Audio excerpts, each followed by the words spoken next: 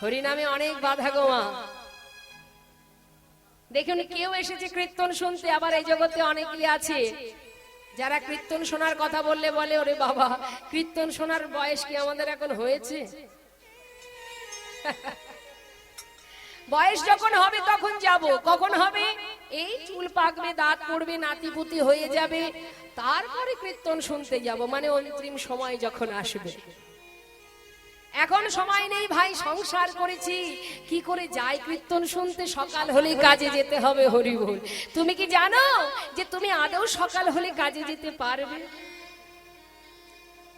এই কথা তুমি দিতে পারবে? দিতে পারবে কথাটা? পারবে না। এখন আছি, এক মিনিট পর, এক সেকেন্ড পরে নাও থাকতে পারে। আমরা কেউ জানি না কি হতে পারে। হ্যাঁ, আস্তে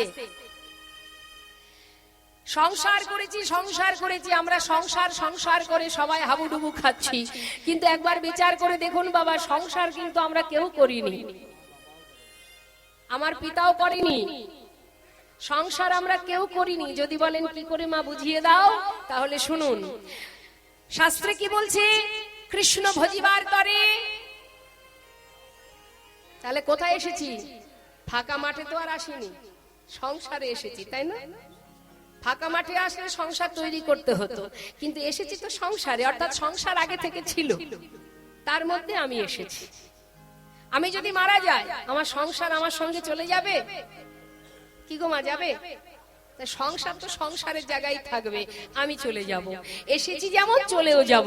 সংসার আমিও করিনি, আমার পিতাও করেনি, আমার ঠাকুর দাদাও করেনি। সংসার হয়ে আসছে, তার মধ্যে প্রবেশ করছি, আবার চলেও যাচ্ছি।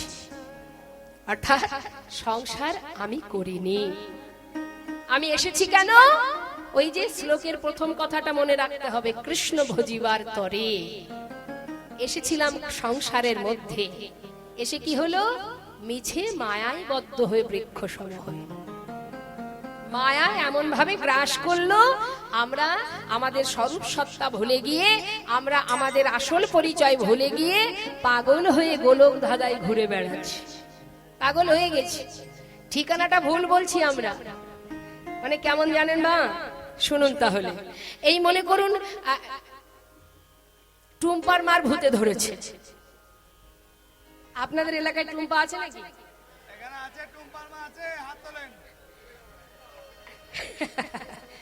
এখন টুম্পার মা বলুন বা আমি বলুন, যাই হোক তাই হোক, এখন টুম্পার মার ভূতে ধরেছে। এখন যার ভূতে ধরে, মায়েরা বলুন তো দেখি, যার ভূতে পায় তাকে ধরে নিয়ে ওঝা বাড়িতে যায় না ভূত ঝাড়ানোর জন্য? এখন ওই ওঝা বাড়িতে যখন যায়, তখন ওঝা কি করে? কি দিয়ে? লাঠি ঝাঁটা তাই দিয়ে মারে। আর কি বলে? এই বল, থাকিস কোথায়? এই কোথায় থাকিস তুই, বল। এই কোথায় থাকিস? কোথা থেকে এসেছিস? থাকিস কোথায়? টুম্পার মাকে জিজ্ঞাসা করছে। কিন্তু মানে মনে করুন তার বাড়ি এখানে। এখন ওঝা বাড়িতে যখন বারবার জিজ্ঞাসা করছে ওঝা, এই বল থাকিস কোথায়? এই তোর ঘর কোথায়? থাকিস কোথায়, বল। ওই তেমাতায় বেনা ঝোপের ওপরে। দেখুন তো বাবা, ঠিকানাটা কি ঠিক বললো? তার তো বাড়ি এখানে, এই গ্রামে। সে বলছে তেমাতায় বেনা ঝোপের মধ্যে নাকি তার ঘর, সেখানেই সে বাস করে। তার মানে কি ঠিক ঠিকানা বলেছে মা? ভুল বলেছে না? হ্যাঁ, তা আমাদেরও ভূতেই ধরেছে। বলছে তো ভূত, ওই ভূত ধরেছে বলেই কিন্তু সে ভূতে বলছে যে আমি তেমাথায় বেনা ঝোপের মধ্যে থাকি। কিন্তু টুম্পার মা তো আর বলেনি। কিন্তু আজ ভূতে ধরেছে বলেই সে ভুল ঠিকানা বলছে। তা আমাদের প্রত্যেকটা মানব জাতিরও ভূতে ধরেছে। কোন ভূত বলুন তো? এই মায়ারূপী ভূত। যার কারণে কেউ যদি জিজ্ঞাসা করে তুমি থাকো কোথায়, সঙ্গে সঙ্গে আধার কার্ড দেখিয়ে দেয়। যদি বলে তোমার বাড়ি কোথায়, আধার কার্ড। কিন্তু মাগো, যেখান থেকে এসেছি, মানে আমাদের আসল বাড়ি যেখানে, সেখানে কি আধার কার্ড চলবে? তুমি কিছুই নিয়ে আসনি গো, কিছুই আনোনি। এখানে আসার পরে পেয়েছো, আবার যা যা পেয়েছো সবই রেখে তোমায় চলে যেতে হবে। অর্থাৎ তোমার ঠিকানা এখানে নয়, গোলক ধাম। ভগবানের চরণ পাদ পদ্মে। তাই তো শাস্ত্রে বললেন, যদি কেউ শ্রী গৌরাঙ্গের দুটি পদ যার ধন সম্পদ, সে জানে ভগতি রসসার। অর্থাৎ যে জন গৌর চরণকে সম্পদ এবং নিজের ঠিকানা ভাবতে পারে, সেই তো জগতের প্রেমময় করুণাময় দয়ালের কৃপা লাভ করতে পারে। হরি বল, হরি বল।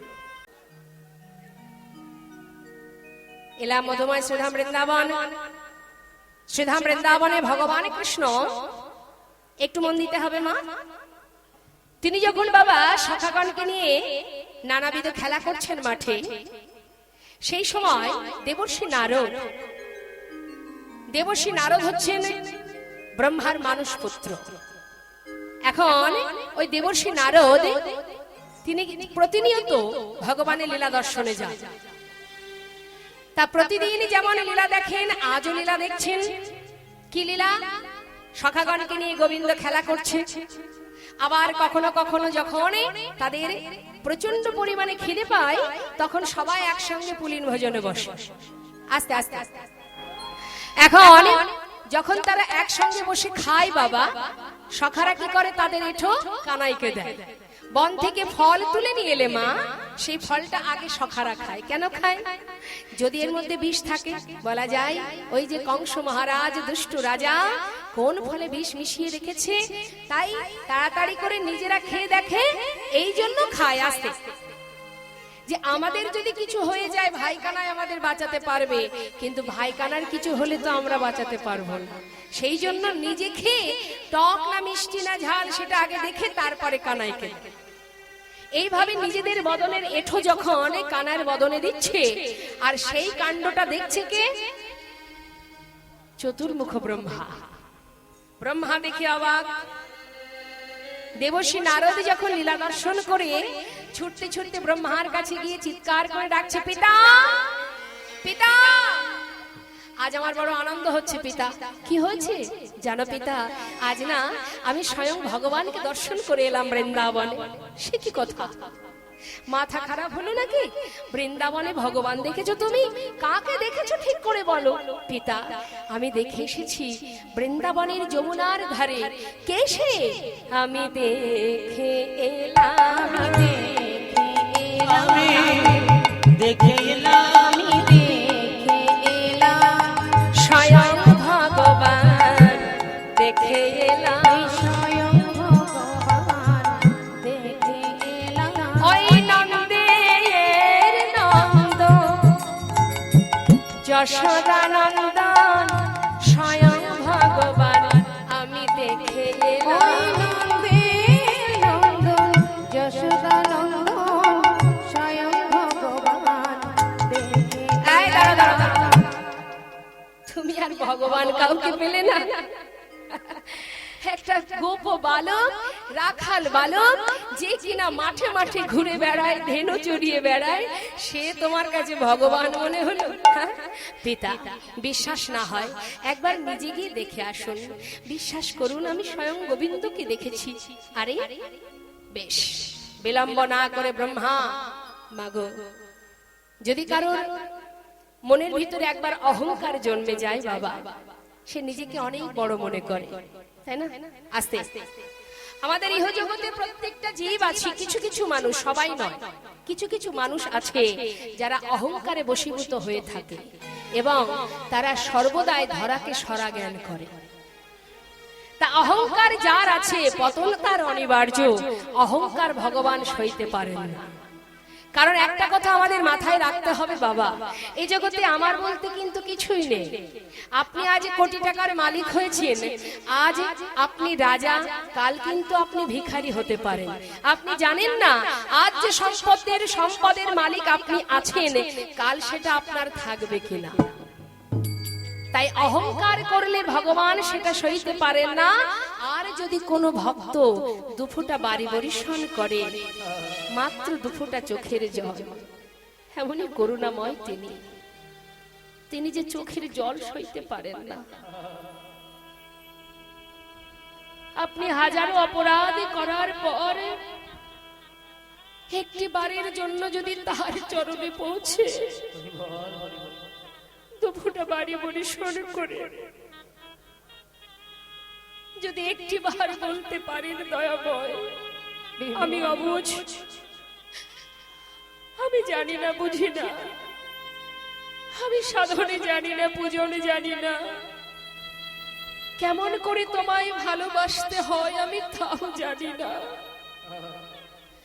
কোন ডাকে তুমি সাড়া পাবে আমি তাও জানি না।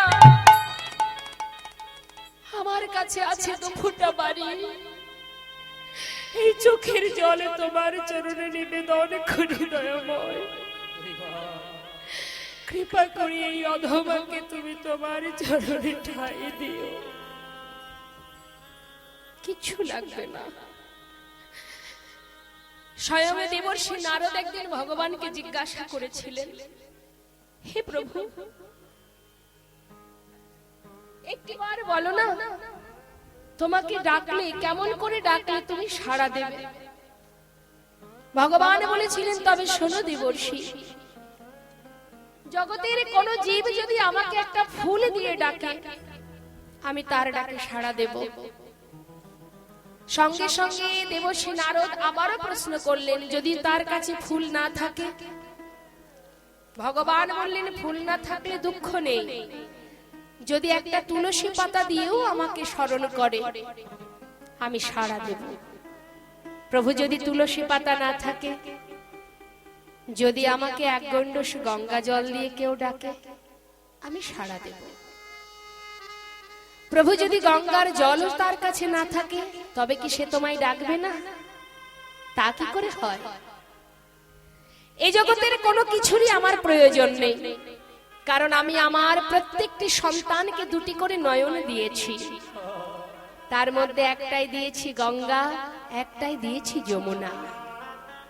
সারা জীবন ধরে নয়, যদি মাত্র দুফোঁটা নয়ন বাড়ি বরিশন করে, তারা তো মায়ার সংসারের জন্য সারা জীবন কাঁদে, আর আমার জন্য যদি দুফোঁটা বাড়ি বরিশন করতে পারে, আমি সেই ভক্ত চরণে যুগ যুগ ধরে দাস হয়ে পড়ে থাকি।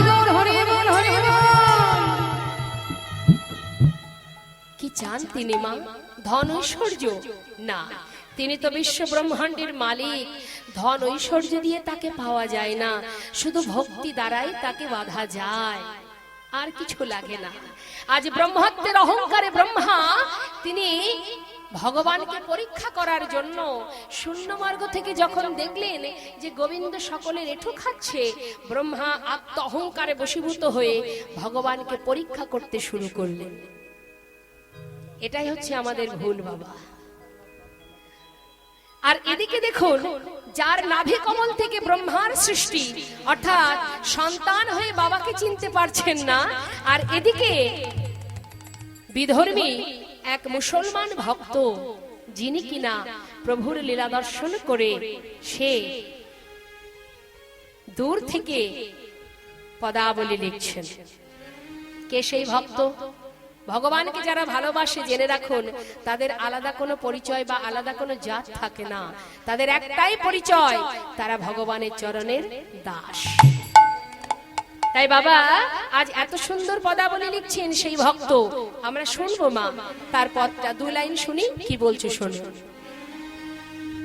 আহা খেলা তো খেলা তো খেলা তো খেলো তো খেলো তো খেলো তো, আহা খেলা তো খেলো তো খেলো তো খেলো তো, খেলা তোরা সুন্দর আর খেলো তোরা সুন্দর মোহনা মুরতি মধুর মোহন মুরতি মধুর খেলে রাম রাম রাম রাম রাম কানাই খেলা খেলে রাম রাম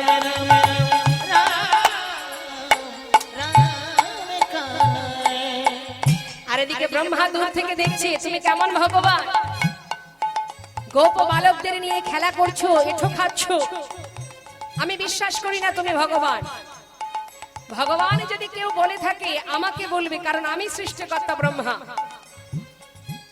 আবার আমাকে যদি কেউ না বলে দুঃখ নেই, দেবাদিদেব মহাদেব তাকে বলবে ভগবান। একটা গোপ বালক, রাখাল বালক, তাকে কিনা সবাই ভগবান বলবে? অসম্ভব। আর সেই মুসলমান ভক্ত তিনি কি লিখছেন? প্রিয় শ্রীদাম সুদামা মেলি, প্রিয় শ্রীদাম সুদামা মেলি,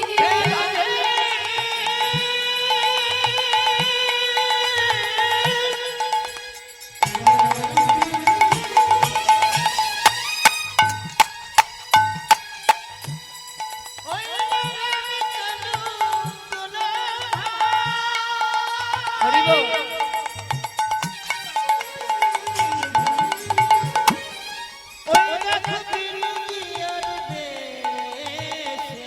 আহা, নিতাই গৌর হরি বল।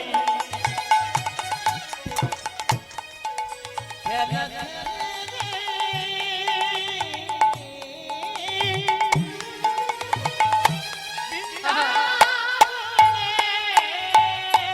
প্রিয় শ্রীরাম সুদামা মেলি, তপন তনয়া তীরে কেলি, প্রিয় শ্রীদাম সুদামা মেলি, পাপন তনয়া তীরে কেলি, ধবলি শ্যামলি আওয়ারি আওয়ারি, ধবলি শ্যামলি আউরি আউরি, ভুকার চলত কানরি, হেলে রাম রাম রাম রাম, হরি বল হরি হরি তাই গৌর হরি বল। হেলে হেলে রাম রাম রাম রাম রাম, কে সেই ভক্ত মা? আগম নিগম বেদশা, আগমনি গম বেদশা, লীলায় করত কঠ বিহার, আগমনি গম বেদশা, লীলাই করত গঠ বিহার, নাসিরি মামুদ, আহা নাসিরি মামুদ করত হিহাসা, চরণ শরণ দান রে রাম রাম রাম, হরি বল।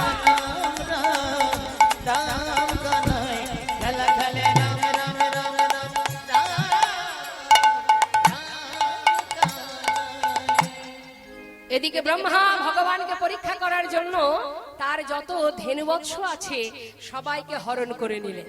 আর মনে মনে ভাবলেন, তুমি কেমন ভগবান পরীক্ষা করব?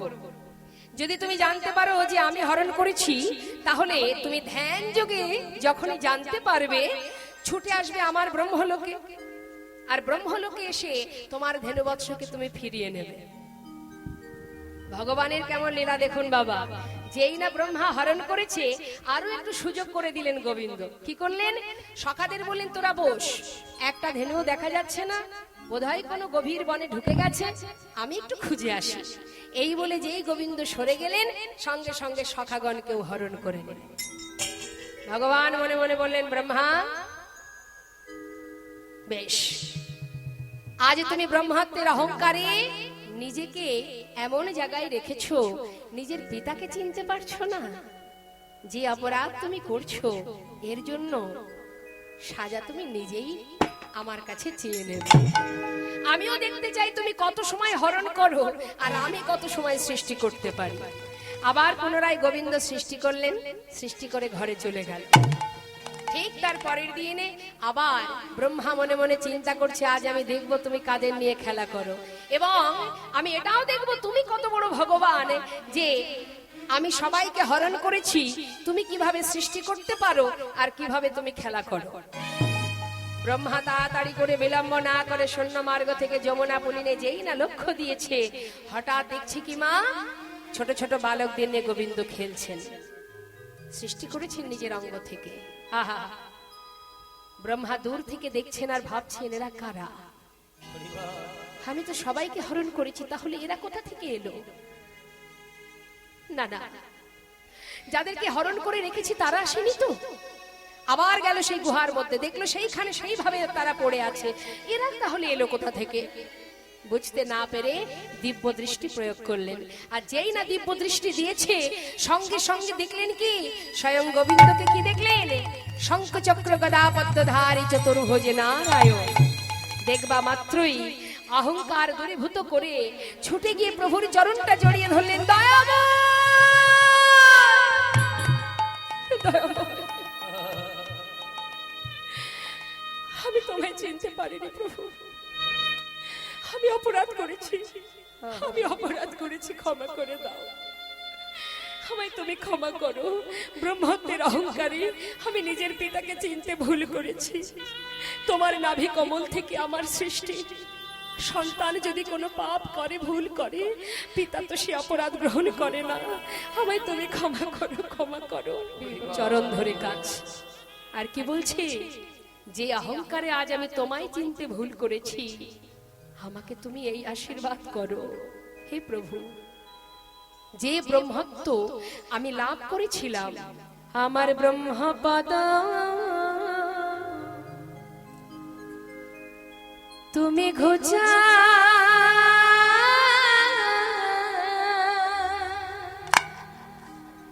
ঘুচায়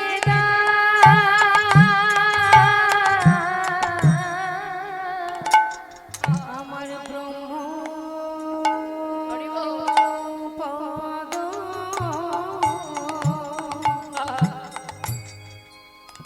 তুমি ঘোচা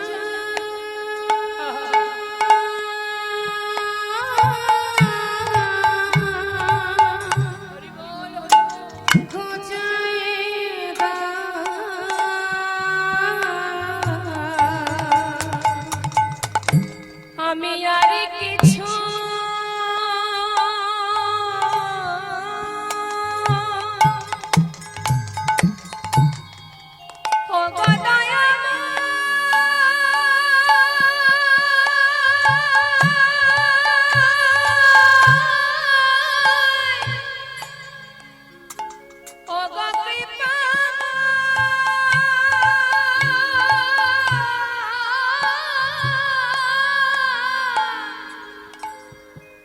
আমি আর কিছু চাহি না গো, আমার ব্রহ্ম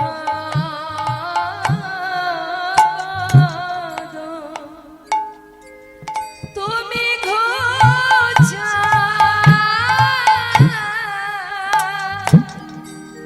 ঘোচায় দা আমি আর তো কিছু হরি বল, হরি বল। আমি আর তো কিছু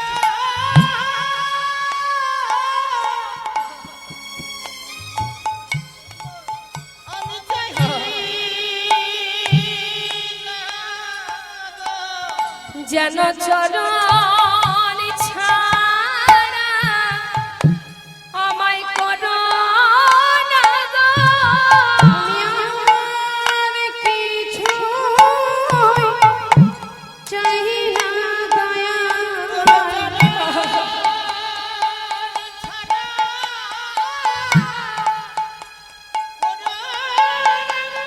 ওই ব্রহ্ম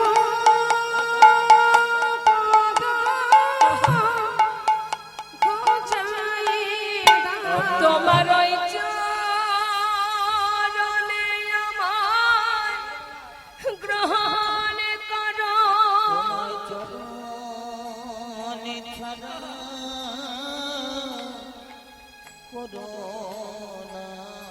প্রভু আমি বড় অপরাধী,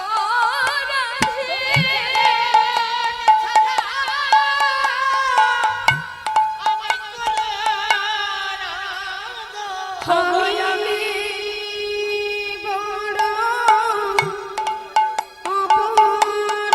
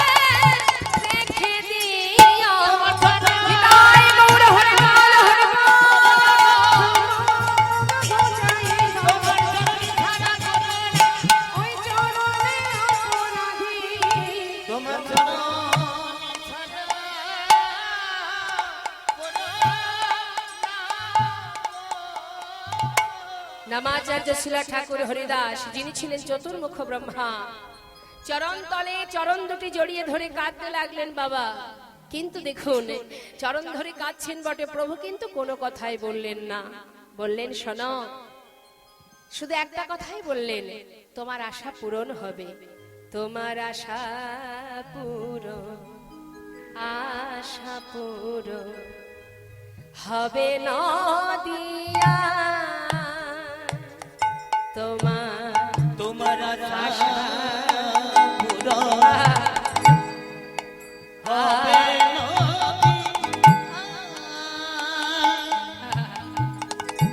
যেদিন ব্রজ ছেড়ে নদিয়ায় যাবে, ব্রজ ছেড়ে নদিয়ায় যাবে, ওই নদিয়ায় তুমিও যাবে, আমিও যাব, মনে মনে বলছেন গোবিন্দ। যেদিন ব্রজ ছেড়ে আমি নদিয়ায় যাব, ওই নদিয়ায় গিয়ে গৌর হব, তোমার নাম হবে হরিদাস। আহা সেই দিন আশা পূরণ হবে, তাই গৌর হরিব।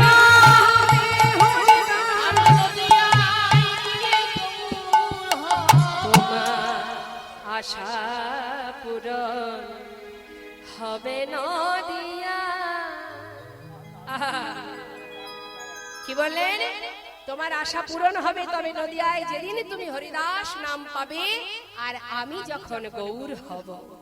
এদিকে হরিদাস চরণ, আহা, ব্রহ্মা চরণ দুটো জড়িয়ে ধরে কাঁদছেন। কাঁদতে কাঁদতে প্রভুর কাছে নিজের সাজা নিজেই চেয়ে নিয়েছিলেন। মা, কি সাজা চেয়ে নিয়েছিলেন? ভগবান কিন্তু কোনো সাজা দেননি বাবা।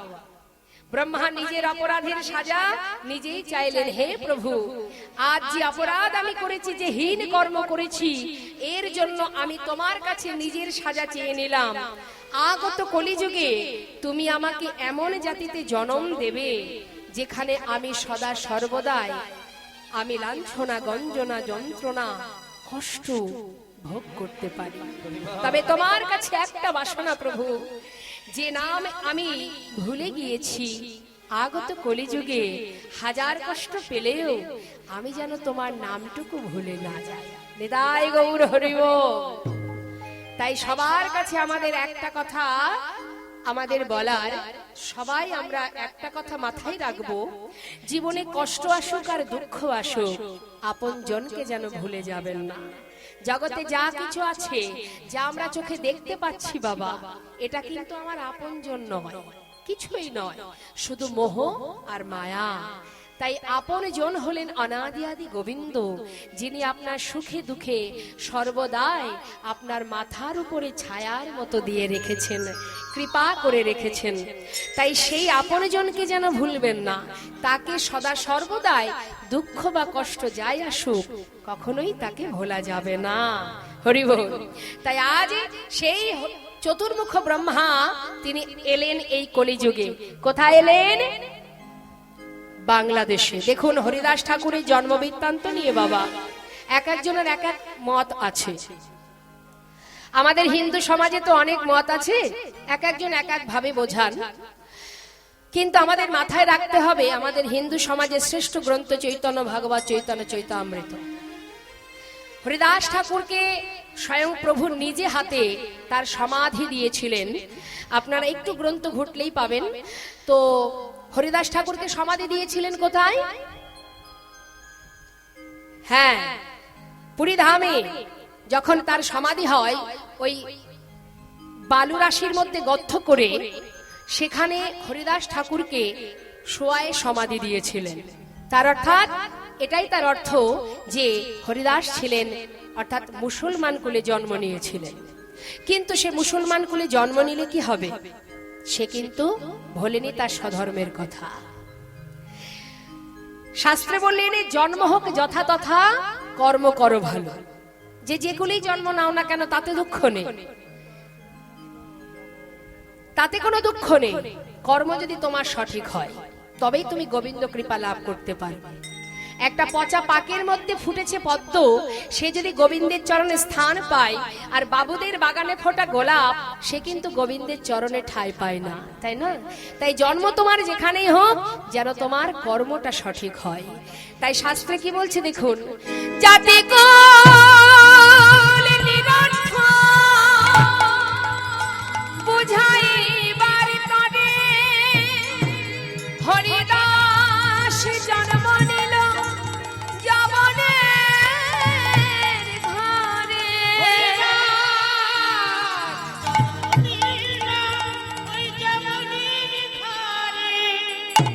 হরি বল, হরি বল।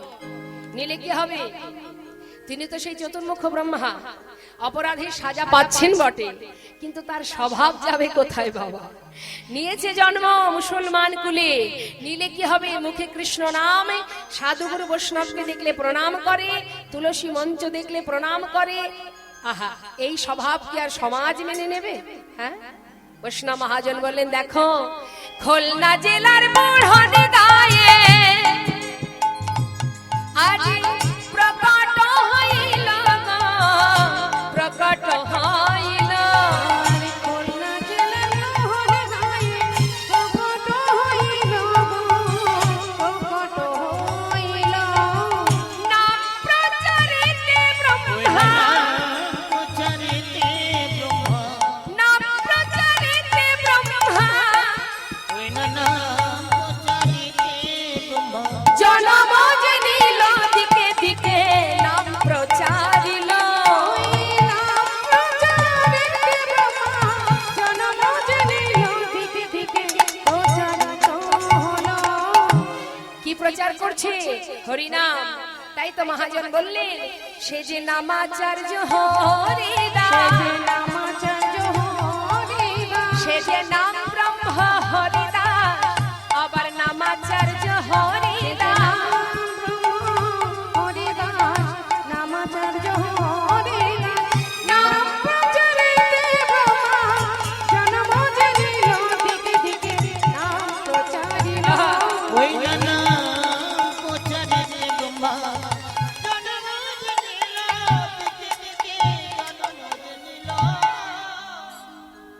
দিকে দিকে নাম প্রচারিল, সর্বত্রে নাম প্রচার করছেন হরিদাস ঠাকুর।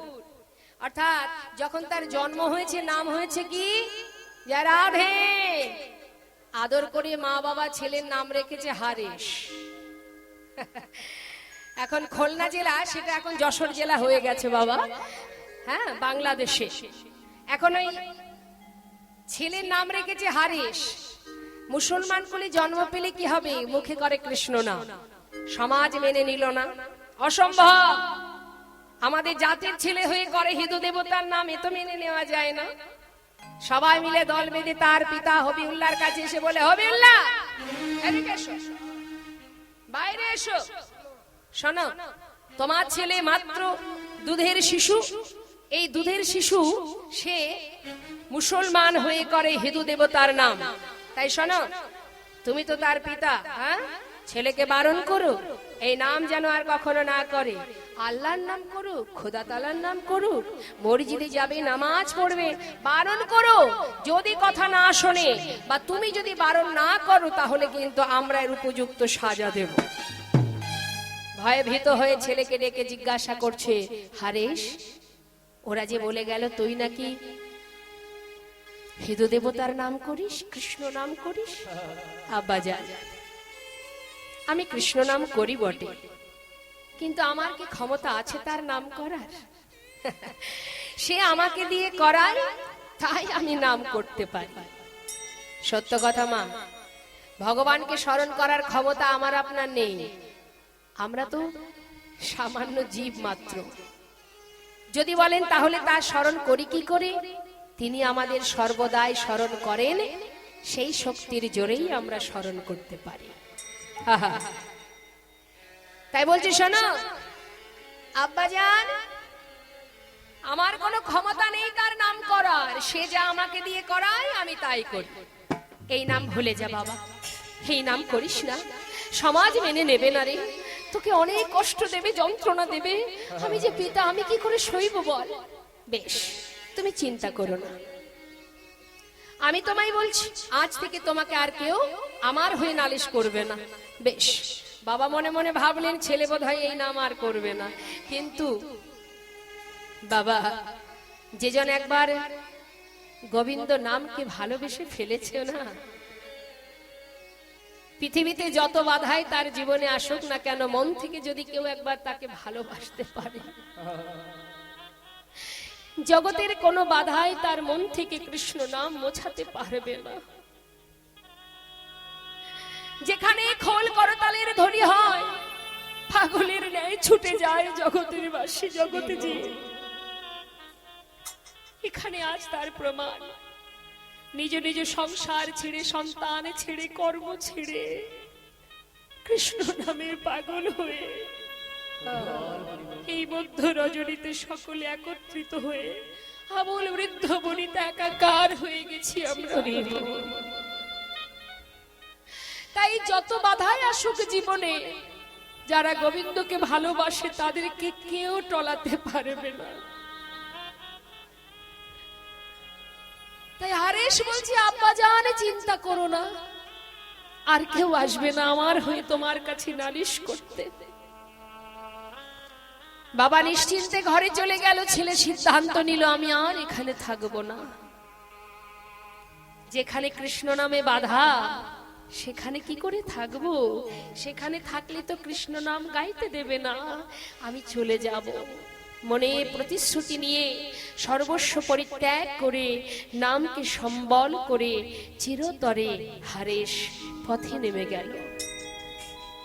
দিনের পর দিন যায়, মা মুখে কৃষ্ণ নাম, জগতের কোনো ভয় তার কাছে ভয় না। কেন? সঙ্গে কৃষ্ণ নাম আছে যে। পথে যাচ্ছে, পথ চলিতে আর বলিতে, পথ চলিতে আর বলিতে, পথ চলিতে বলিতে, পথ চলিতে আর বলিতে, একবার লহ লহ কৃষ্ণ নাম, মধুর নাম, হরি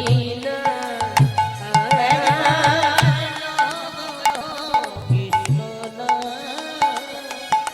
হরি মধুর পথ চলিতে আর বলিতে, পথ চলিতে আর বলিতে।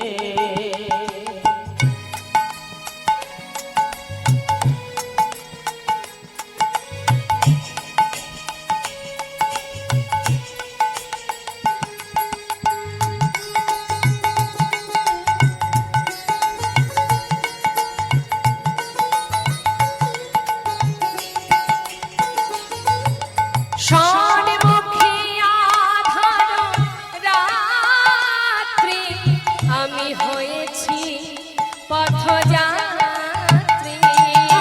সম্মুখে আধার রাত্রি,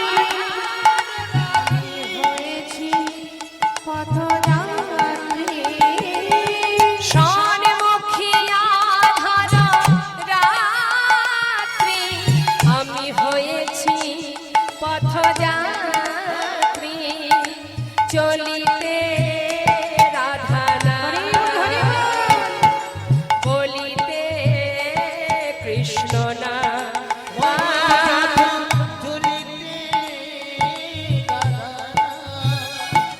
কথা বলিতে কৃষ্ণ কথা চলিতে আর বলিতে, কথা হরি বল, হরি হরি বল,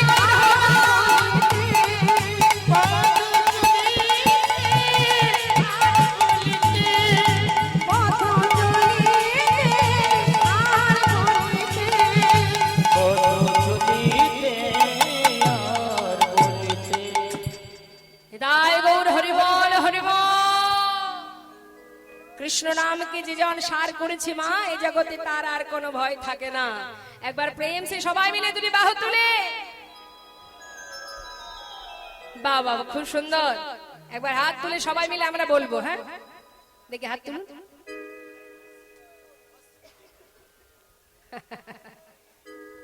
দেখুন, হাত তুললে অনেক উপকার আছে। ভগবানের চরণে আত্মসমর্পণ করা হয়। আচ্ছা, হাতটা নামান, আগে হাত তোলা বা হাতে তালির গুণটা বলে দিই, তাহলে দেখবেন আরো ভালো হবে। বাবা, হাত তুললে কি হয়? ভগবানের চরণে আত্মনিবেদন, সমর্পণ, তাই না? এই যে প্রণাম করে, দেখবেন অনেকে আছে, বিশেষ করে আমি বলি বাবাদের বা ছেলেদের ক্ষেত্রে, ভগবানের চরণে প্রণাম করারও নিয়ম আছে। মা ভগবানের চরণে ষষ্ঠাঙ্গে প্রণাম করে, হ্যাঁ, সর্ব শরীর মাটিতে শুয়ে যখন প্রণাম হয়, এটা একমাত্র পুরুষের ক্ষেত্রেই উচিত, মেয়েদের ক্ষেত্রে নয়। হ্যাঁ, তো মেয়েরা প্রণাম করে বসুমাতার হাঁটু ভেঙে, হাঁটুটাকে ভাঁজ করে মাথাটা নত করে প্রণাম করতে হয়। আর আমার বাবারা সবাই ষষ্ঠাঙ্গে প্রণাম করেন। প্রণামের এটাই নিয়ম, এটাই উচিত। হ্যাঁ, তা দুটো হাত ভগবানের চরণে সঁপে দেওয়া হয়। আর এই যে দুটো হাত তুলে হাতে তালি দিলে কি হয়? হাতে তালি দিলে আমাদের ভিতরে যদি কোনো জড়তা থাকে বাবা, দেখবেন সেটা কেটে যায়। অনেকে দেখবেন হাত তুলতে গেলেও একটু অলসতা বোধ করে, কে কষ্ট করে তুলবে, কীর্তন শুনছি এই বেশ, আবার হাত তুলতে হবে, একটু আসে না, একটু অলসতা আসে না? অনেকেরই আসে, সবার নয়। যারা কৃষ্ণ প্রেমে একবার পাগল হয়ে যায় তাদের আর বলা লাগে না, তারা আমি বলার আগে হাত তুলে বসে থাকে। আর যাদের ভিতরে একটু জড়তা আছে, অলসতা আছে, কষ্ট করতে পছন্দ করে না, তাদের একটু ধরে ধরে হাত তোলাতে হয়। আর হাতে তালি দিলে কি হয় বাবা? আরো উপকার আছে। হাতে তালি দিলে অলসতা জড়তা যায়। আর কি হয়? হাতে তালি দিলে আমাদের শরীরের একটা প্রাণায়াম হয়ে যায়। ওই যে রামদেবজি বলেছে না, হাতে তালি দিতে হবে জোরে জোরে, তাতে কি হবে? অনেক উপকার হবে শরীরে। এটা তো গেল, আরো কারণ আছে। হাতে তালি দিলে কি হয়? অহংকার দূরীভূত হয়। কেমন ভাবে জানে? অনেকে দেখবেন অহংকার থাকে। এই মনে করুন, এই যে মহতী হরিবাসরে যে ভ্যান চালায়, সেও এসেছে, এই আসনে বসেছে। আবার যে মাসে 1 লাখ টাকা রোজগার করে, সেও কিন্তু একই আসনে বসে আছে, আছে না? ভগবানের কাছে সবাই সমান, কিন্তু আমাদের মধ্যে ভেদাভেদটা থাকে, আমাদের ভিতরে পার্থক্যটা থাকে। আমি এত টাকা রোজগার করি, আমি হাত তুলবো, মান সম্মানের ব্যাপার দেখবেন আছে অনেকে, মান সম্মানে বেঁধে যায়। হাত তুললে লোকে কি বলবে, এই যে একটা মান সম্মান, এটা কখন হবে, কখন দূর হবে? যখন আপনি দুহাত তুলবেন সমানে সকলের সঙ্গে একই ভাবে, যখন হাতটা তুলবেন, অহংকার দূর হয়ে যায়। হাতে তালি দিলে দেখবেন অনেকে হাতে তালি দেয়, কিভাবে দেয়?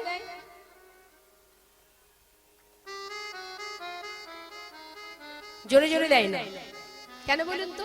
জোরে জোরে হাতে তালি দিলে লোকে কি বলবে?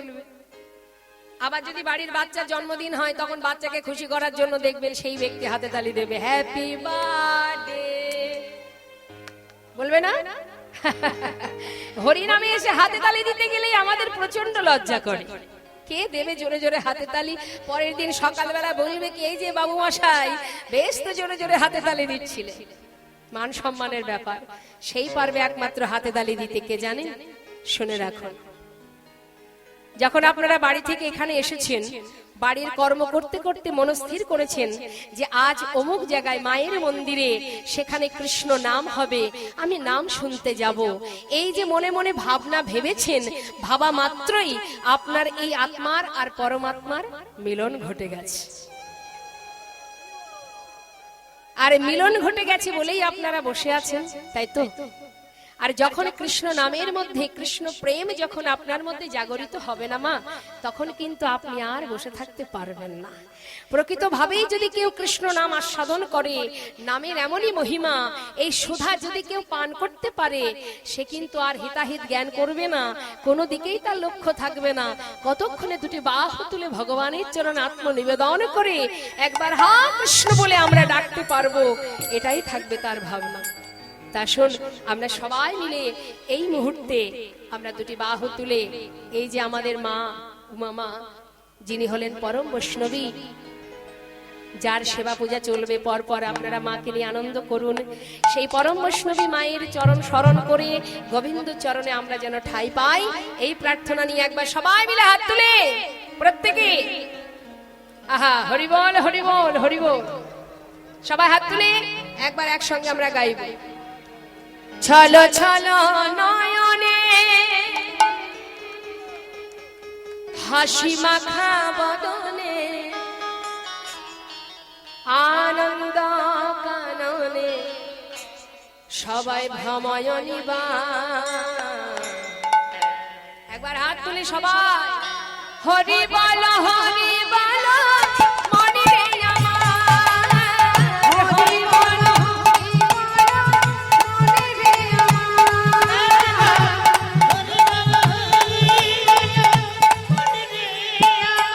রাধে শ্যাম বাবা হরি বল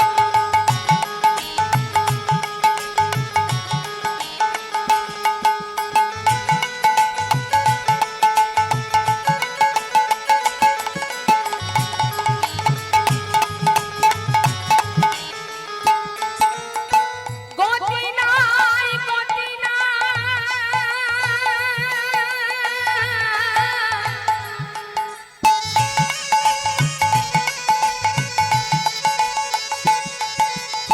গতি নাই গতি নাই এই হরি নাম ছাড়া বদন ভরিয়া হয়ে আত্মহারা হরি বল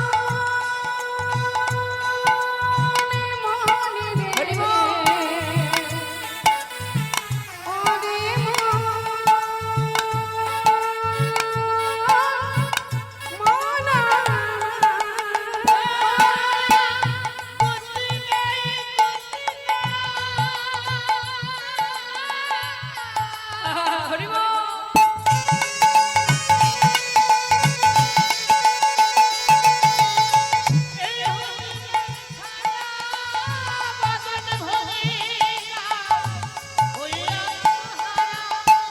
ওই দেখো শ্মশানে কিবা রাত্রি দিনে ওই দেখো শ্মশানে কিবা রাত্রি দিনে পুড়িতেছে মানুষে কত অহংকার হরি বল হরি বল মনি রে আমার হরি বল হরি বল মনি রে আমার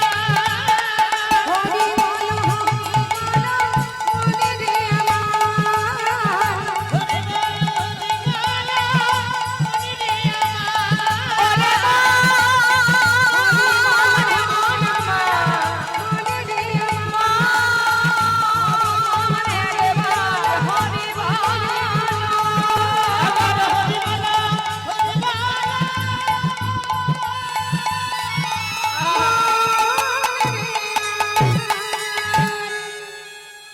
হরি বল হরি বল হরি বল এক জনমে না হোক বাবা জনম জনম যদি একটু একটু করে প্রয়াস করা যায় মা শাস্ত্রে বললেন পুনঃ পুনঃ ঘষণে সুগন্ধি চন্দনে পুনঃ পুনঃ পুড়াইলে উজ্জ্বল কাঞ্চন কথাটার মানে কি বারবার যদি আপনি চন্দনের কাঠিটাকে ঘষতে থাকেন দেখবেন গন্ধটা আস্তে আস্তে আরো সুন্দর হতে থাকবে সোনাকে আপনি যতবার আগুনে দেবেন বাবা তার জ্যোতি তত সুন্দর হয়ে উঠবে পুনঃ পুনঃ জনমে ধর্মে হয় মতি পুনঃ পুনঃ সাধনে অধমে পায় গতি তাই এক জনমে না হোক যদি আমরা বারবার একটু একটু করে চেষ্টা করি গোবিন্দ কি আর আমাদের ফেলে দিতে পারবে গো হ্যাঁ তাই আজ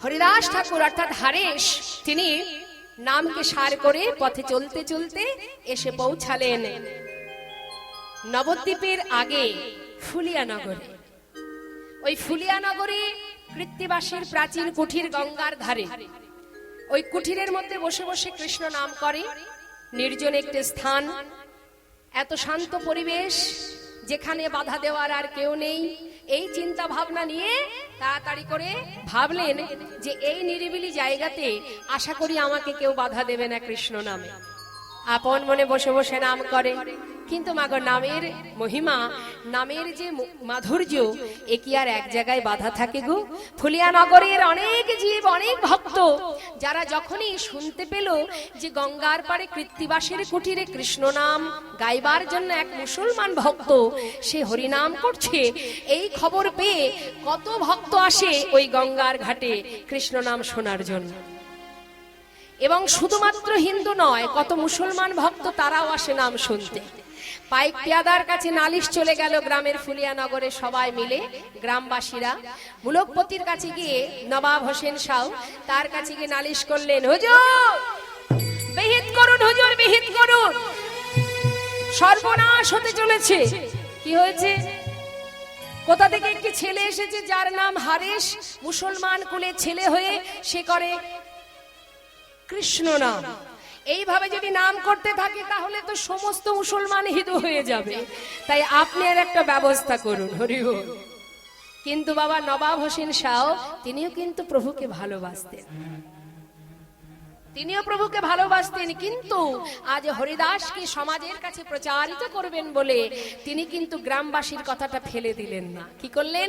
বললেন, এত বড় সাহস, কার এত বড় সাহস, মুসলমান হয়ে করে হিন্দুয়ানি? এই কে আছো, যাও ওকে ধরে নিয়ে এসো আমার দরবারে। পাইক পেয়াদা পাঠিয়ে দিল হারেসকে ধরার জন্য। তাকে আঘাত করবে, সাজা দেবে। কেন? সাজা দিলেই তো বোঝা যাবে প্রকৃত ভক্ত কাকে বলে। মনের সুখে গঙ্গার পাড়ে বসে বসে অগণিত সমাগম ভক্তের আনন্দে সবাই মিলে কৃষ্ণ নাম করছে।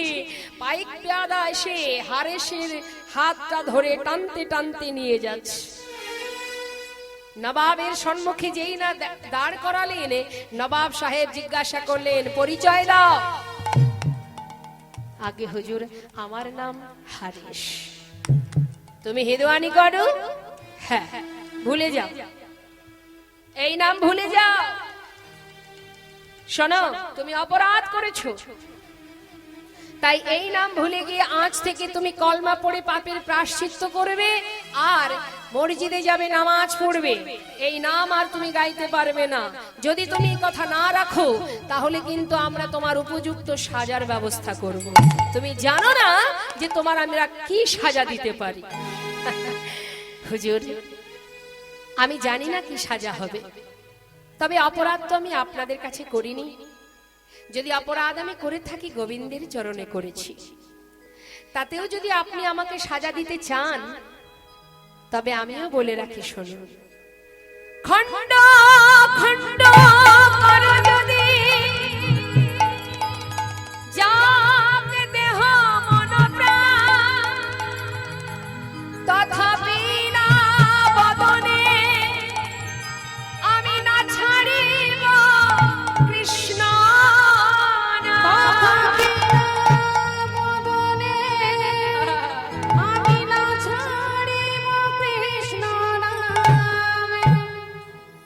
এই জন্যই তো লীলা শুনতে হবে মা। আমরা জীবনে একটু কষ্ট পেলে ভগবানকে আর ডাকি না, ভগবানকে সেবা দিই না, তার মুখ দর্শন করি না যদি একটু কষ্ট পাই মায়ার সংসারে। কিন্তু জেনে রাখুন, প্রকৃত ভক্ত নিজের কষ্টকে কষ্ট ভাবে না। যারা গোবিন্দ সুখে সুখী, যারা ভগবানের দুঃখে দুঃখী, তারা ইহ জগতের কষ্টকে কষ্ট ভাবে না। যতই কষ্ট দাও না কেন, যত সময় দেহে প্রাণ থাকবে এই নাম কেউ মোছাতে পারবে না। এই যে শুনে রাখো হুজুর, কৃষ্ণ নাম করা যদি আমার হয় অপরাধ, জনমে জনমে করি যেন এই অপরাধ।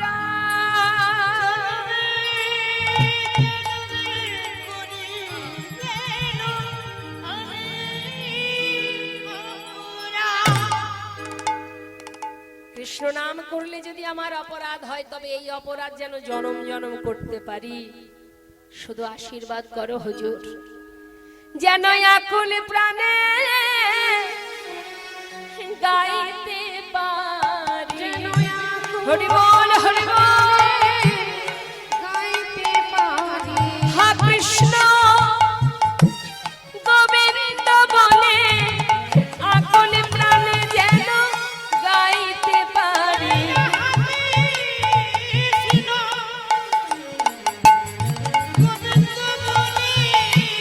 গোবিন্দ তোমার হলাম বলে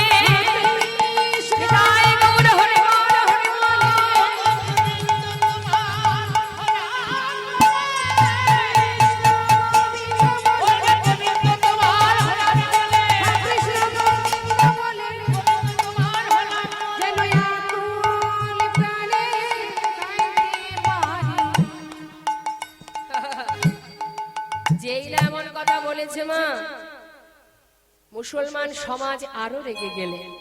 হুজুর একবার ভেবে দেখুন হুজুর, কত বড় স্পর্ধা!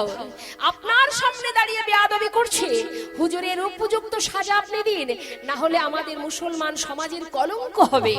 না না, এটা কিছুতেই মেনে নেওয়া যায় না। কে আছো? ওকে নিয়ে যাও, পান্ডুয়ার 22 বাজারে বেত্রাঘাত করো, যত সময় কৃষ্ণ নামে না ছাড়বে। যদি কৃষ্ণ নামে না ছাড়ে তাহলে ওকে প্রাণে মেরে ফেলো, তবু যেন এই নাম আর গাইতে না পারে। যদি তাতেও তোমরা মারতে না পারো, আমি কিন্তু তোমাদের গর্দান দেব। দেখুন মা, নামের কি মহিমা, নামের শক্তিটা দেখুন কি। 22 বাজারে বেত্রাঘাত করার জন্য যখন দড়ি দিয়ে শক্ত করে বাঁধছে মা, পাইক পেয়াদা বলছে, হারেশ, যদি বাঁচতে চাস কৃষ্ণ নামে ছাড়, কৃষ্ণ নামে ছাড়, কৃষ্ণ নামে ছাড়। তাই আজ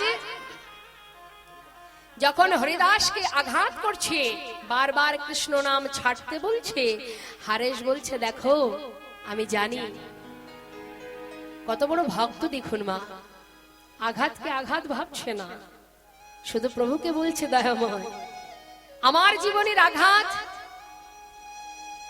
এটা তুমি করছো, এরা করছে না। কথাগুলোর মধ্যে ডুব দিতে হবে। এ তো তোমারই দেওয়া আঘাত, তুমি আমায় পরীক্ষা করছো, আমি তোমায় কত ভালোবাসি। কিন্তু দয়াময়, আঘাত তুমি আমাকে যতই করো, প্রভু গো, আমি যেন তোমার নামটুকু ভুলে না যাই, এইটুকু কৃপা করো। তাই বলছে ভক্ত, শুনুন কি বলছে। প্রভু জানি আমি জানি, অঙ্গে চাবুক পড়ছে বাবা, চাবুকের আঘাত পড়ছে গায়ে, আর গাইছে হরিদাস, আঘাত তোমার রাহে না হে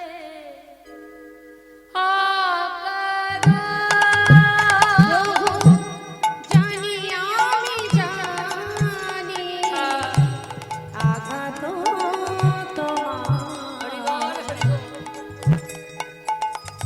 রাহে নাহে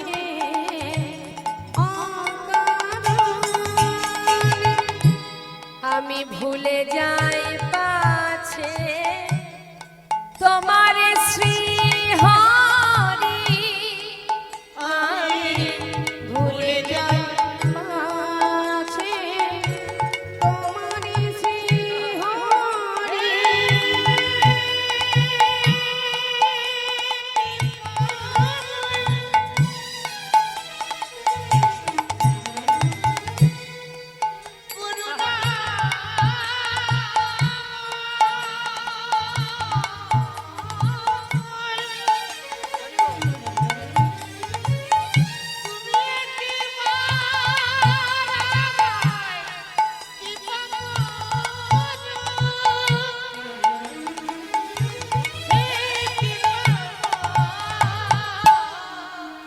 আমি ভুলে যাই পাছে তোমার শ্রী হরি, তুমি দুঃখ দাও মোরে, তাই দয়া করি ভুলে যাই আছে তোমার শ্রী হরি, দুঃখ দাও রে, তাই দয়া করি।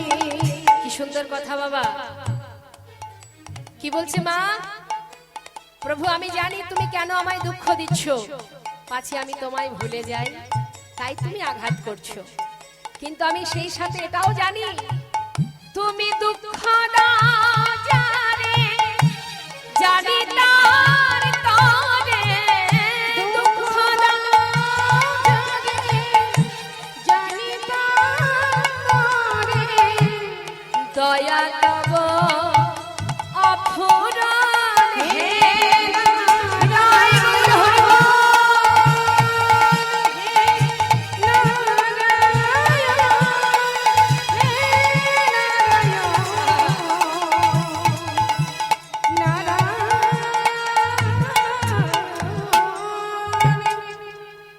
কয়েক পেয়াদা মারছে, হরে কৃষ্ণ নাম ছাড়।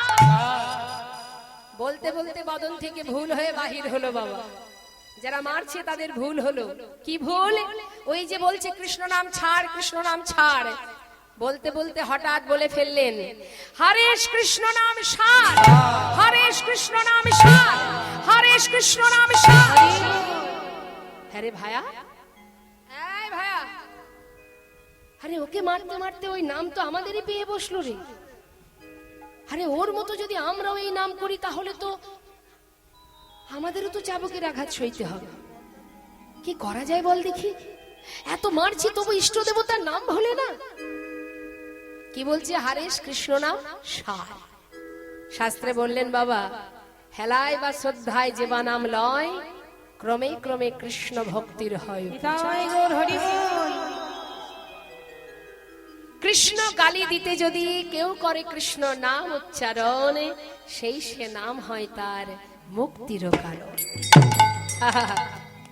এই কৃষ্ণ নাম যেভাবেই বলুক, ইচ্ছাই বলুক, অবহেলায় বলুক, যেমন ভাবেই বলুক না কেন, নামের এমনই গুণ, এমনই মহিমা বাবা। যেভাবেই বলো না কেন, নামের যে ক্রিয়া সে কিন্তু দেখা দেবেই দেবে। তাই তো রসগোল্লা যদি কেউ জোর করে আপনাকে খাওয়ায়, আপনার ইচ্ছা নেই, আপনাকে জোর করে খাওয়ানো হচ্ছে, ঢেকুরটা কিন্তু রসগোল্লারই উঠবে। হ্যাঁ, আবার ভক্তি ভরে খেলেও সেই রসগোল্লার ঢেকুরই উঠবে। তাই তো মা? ঠিক তেমন কৃষ্ণ নাম যেভাবেই বলো, ইচ্ছাই বলো আর অনিচ্ছাই বলো, নামের মহিমা দেখা দেবেই দেবে। এমনই নামের মহিমা, যেভাবেই গ্রহণ করো না কেন। অনেকে দেখবেন কাউকে ব্যঙ্গ করতে, তিরস্কার করতে কৃষ্ণ নাম মুখে বলে। মানে মনে করুন যারা নাস্তিক ব্যক্তি, ভগবানকে ডাকেও না, ভালোবাসে না, এই নাস্তিক ব্যক্তি যারা হয় তারা তাড়াতাড়ি উদ্ধার হয়। কেন বলুন তো? নাস্তিক ব্যক্তি যারা হয়, কোন সাধুকে দেখলে ঠাট্টা করে বলে বসে হরে কৃষ্ণ, জয় নিতাই, এটা ব্যঙ্গ করার জন্য বলে। আর সেই সাধু কি বলে? সাধু বলে বাবা এইভাবে বলতে থাক, যতবার আমায় দেখবি ততবার বলবি, আমাকে তো বলছিস না। এই যে সাধুর বেশটা পরিধান করেছি, এটাকে দেখেই তুই বললি জয় নিতাই। তাহলে বেশেরও একটা মান আছে বাবা, মর্যাদা আছে। একজন সাধারণ ব্যক্তিকে দেখে কেউ জয় নিতাই বলবে না। সাধুর বেশ পরিধান করা কাউকে দেখলেই নাস্তিক ব্যক্তি জয় নিতাই বলে ব্যঙ্গ করে। তাই তো মহাজন বললেন হেলায় বা শ্রদ্ধায় যে বা নাম লয়, যেভাবেই বলুক না কেন, ধীরে ধীরে কৃষ্ণ প্রেম কিন্তু তার হৃদয় আলোকিত করে তোলে। যেভাবেই বলো কৃষ্ণ নাম, তাতে কোনো দুঃখ নেই। তাই আজ হারেশকে বারবার বলছে কৃষ্ণ নাম ছাড়, বলতে বলতে যখন ভুল হয়ে গেছে, তারাই চিন্তায় পড়ে গেল, হ্যাঁ রে ভাইয়া এক কাজ করি, ও তো দেখছি ইষ্ট দেবতার নাম ছাড়ছে না, হয়তো আমার মনে হয় ও কোনো সাধারণ ব্যক্তি নয়। সাধারণ ব্যক্তি হলে কখনো এত আঘাত, সারা অঙ্গ থেকে রুধির ঝরছে চাবুকের আঘাতে, তথাপিও নাম ছাড়ছে না। কিন্তু ওকে মারতে না পারলে নবাব যে আমাদের গর্দান দেবে, উপায় কি এখন? চল চল এক কাজ করি, ওকে গিয়ে আমরা গ্রাম থেকে তাড়িয়ে দিই, তাহলে ও বাঁচবে, আমরাও বেঁচে যাব। হরি বল। সবাই মিলে করজোড়ে পরাজিত হয়ে হারেশের কাছে এসে বলছে, দেখো তোমাকে আঘাত করছি বটে, মারতে মারতে আমরাই ক্লান্ত, কিন্তু তুমি তোমার ইষ্ট দেবতার নাম ছাড়ছো না। কিন্তু দেখো তোমাকে মারতে না পারলে আমাদের যে গর্দান হবে, ছেলে পুলে পথে নেমে যাবে, পথে ভেসে যাবে, কি করা যায় বলো দেখি। হারেশ বলে উঠলেন, দেখো গ্রাম থেকে চলে যাবার ক্ষমতা আমার আর নেই, সর্ব অঙ্গ থেকে রুধির ছুটছে, তোমাদের তো কোনো দোষ নেই, তোমাদের দিয়ে করিয়েছে তাই তুমি করেছো, এতে তোমাদের কোনো অপরাধ হয়নি। তবে একটি দিনের জন্য যদি আমি প্রভুকে ভালোবেসে থাকি, আজ আমি প্রভুকে জানাবো, প্রভু তুমি ওদের রক্ষা করো। হে কৃষ্ণ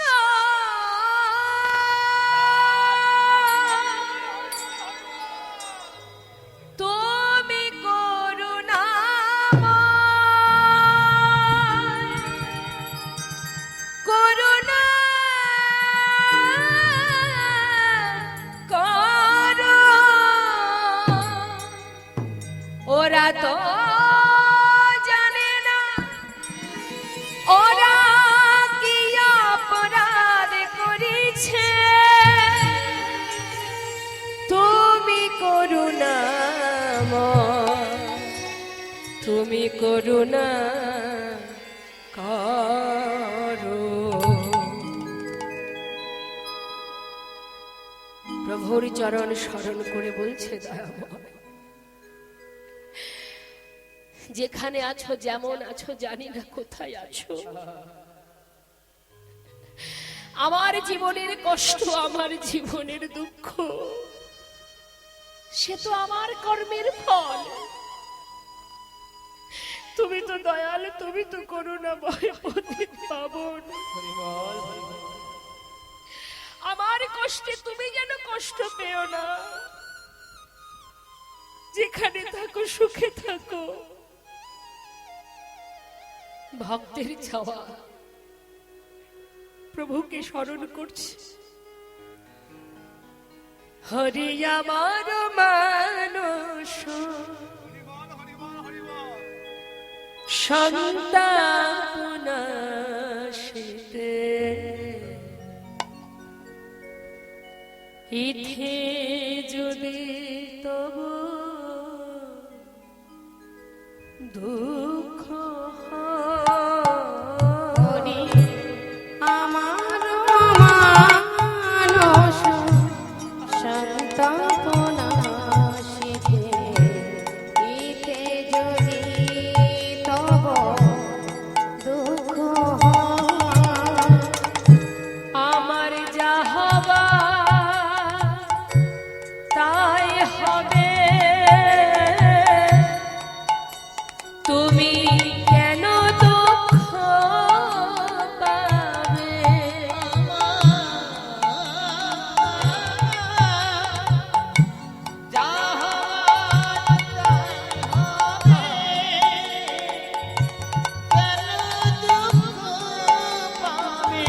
সুখে থাকো তুমি সুখময়।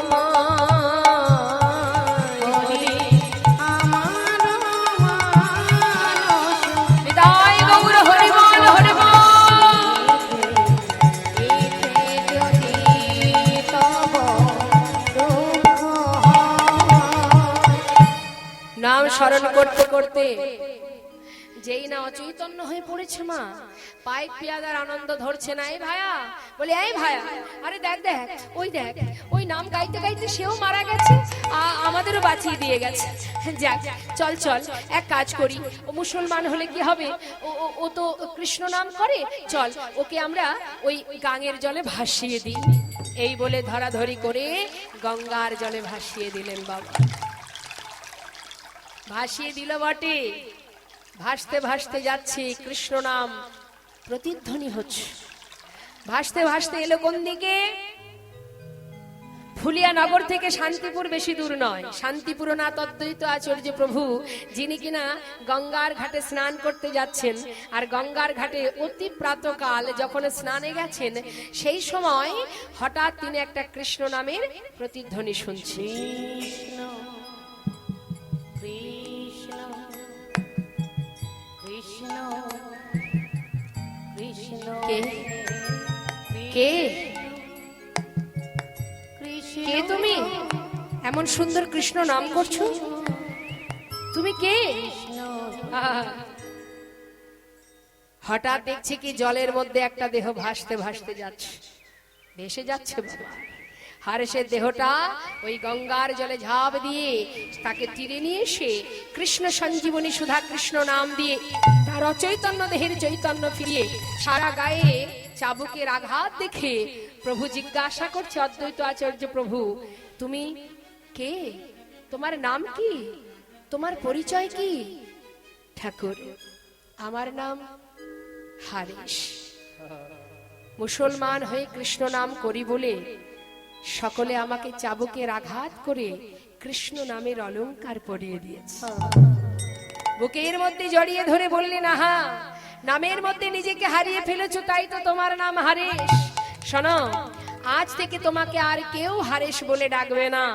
শোনো, আজ আমি তোমার নাম দেব। কি নাম দিলেন মা? বললেন যাও ভালো করে স্নান করে শুদ্ধ বসন পরিধান করো, আজ আমি তোমায় কৃষ্ণ মন্ত্রে দীক্ষা দেব। শ্রুতিমূলে বদন দিয়ে কৃষ্ণ মন্ত্রে দীক্ষিত করে মস্তক মুন্ডন দাদার সঙ্গে তিলক ধারণ বলে দিলেন, অদ্বৈত প্রভু আজ হতে তমনা হইল হরিনাম, হরিনামের মহিমা দাঁড়ে দাঁড়ে করিবে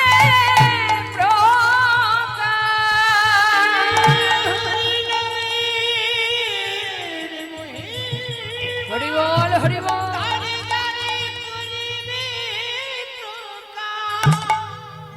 গুরুর চরণে প্রণাম করে প্রতিজ্ঞা করলেন, গুরুদেব আজ আমি প্রতিজ্ঞাবদ্ধ হলাম 3 লক্ষ নাম সম্পূর্ণ না হওয়া পর্যন্ত আমি জলগ্রহণ করব না। দিনে 3 লক্ষ নাম জপ করতেন মা, মাসে 1 কোটিরও বেশি। একবার ভাবুন, আমরাও তো ভগবানকে ভালোবাসি, বাসেন তো? আছে তো বাড়িতে ভগবান আছে তো? তা অনেকেই আছে মালা জপ করে, 3 লক্ষ পড়ে থাক, 1 লক্ষ নাম জপ হয়? তাই তো সকল ভক্তের মধ্যে অন্যতম নামাচার্য, নামের যিনি আচার্য ঠাকুর হরিদাস প্রতিশ্রুতি করে এবার নামের মালা হাতে নিয়ে গুরুচরণে প্রণাম জানিয়ে নাম প্রচারে বাহির হলেন। সমস্ত জায়গা নাম প্রচার করতে করতে আদি সপ্ত গ্রামে সেখানে সরগোস্বামীর মধ্যে একজন গোস্বামী যার নাম রঘুনাথ দাস গোস্বামী, তাকে উদ্ধার করে সেখান থেকে এসে পৌঁছালেন বেনাপোলের জঙ্গলে। বেনাপোলটা কোথায়?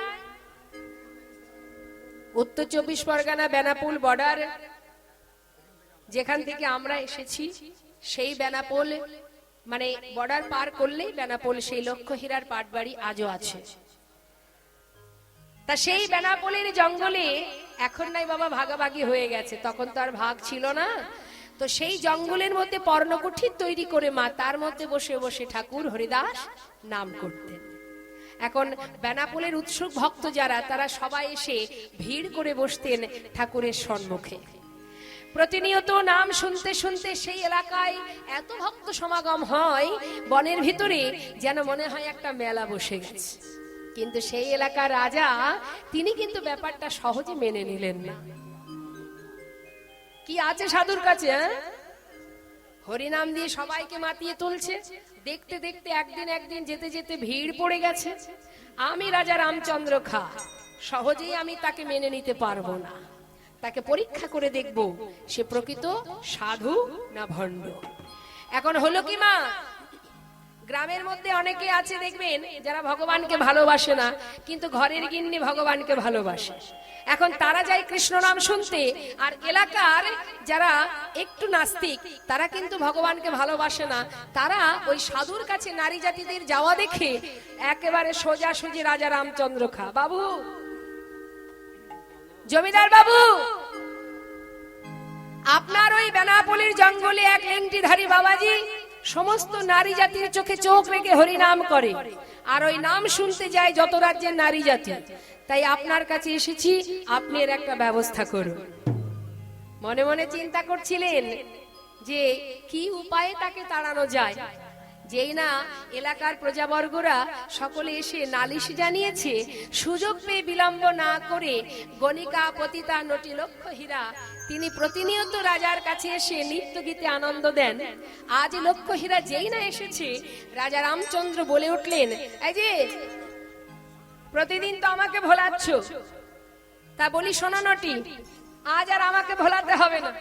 হ্যাঁ, ওই যে বেনাপোলের জঙ্গলে শুনছি নাকি এক বাবাজি এসেছে, সে নাকি সাধু নয়, ভণ্ড। তা সে যদি প্রকৃত ভণ্ডই হয়, তুমি তোমার রূপ যৌবনে তাকে মুগ্ধ করবে, তাকে ভণ্ড বলে প্রমাণ করবে, তারপর আমি এই বন থেকে তাকে তাড়াবো। লক্ষ্য হীরা বললেন, বাবু, কত রাজরাজাকে ভুলিয়েছি, আর একজন সাধু, প্রকৃত যদি সাধু হয় তাকে তো ভোলানো সম্ভব নয়, কিন্তু যদি সে সত্যি ভণ্ড হয়ে থাকে, আমি কথা দিলাম আপনাকে 3 দিনের মধ্যেই আমি তাকে ধর্মচ্যুত করব। যাও যাও, আর দেরি করো না, আজই রজনীতে তাকে আবদ্ধ করো। লক্ষ্যহীরা সুন্দর করে নিজেকে সাজাচ্ছে আর প্রভুর চরণ স্মরণ করে বলছে, দয়াময়, এটাই যেন আমার জীবনের শেষ যাত্রা হয়। আহা, প্রকৃত যেন সাধু হয়, এই কামনা নিয়ে লক্ষ্যহীরা নিজেকে সুন্দর করে সাজিয়ে এক পা দুপা করে জঙ্গলে প্রবেশ করেছে। প্রবেশ করে কি দেখছে? অগণিত ভক্ত সম্মুখে মনের আনন্দে ঠাকুর হরিদাস নাম করছে। শোনো গায়ের নরনারী, তোমরা আমার কথা শোনো,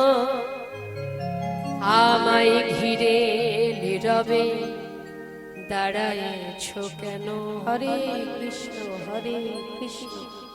জীবনের প্রতি শ্বাসে রবে নামের স্মরণে, কভু বা মানসে হবে কভু উচ্চারণে। হরে কৃষ্ণ হরে কৃষ্ণ।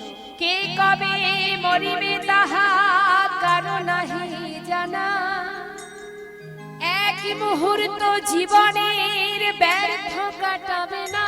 হরে কৃষ্ণ হরে কৃষ্ণ। নারীকে জানিবে মা, ঐশ্বর্যকে জানিবে মাটি,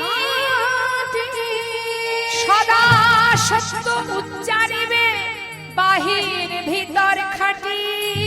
হরে কৃষ্ণ হরে কৃষ্ণ। এই রূপে শুদ্ধ হয়ে নাম কর সারা জনমে ভরে। হরে কৃষ্ণ হরে কৃষ্ণ কৃষ্ণ কৃষ্ণ হরে হরে। সবাই বলো, হরে কৃষ্ণ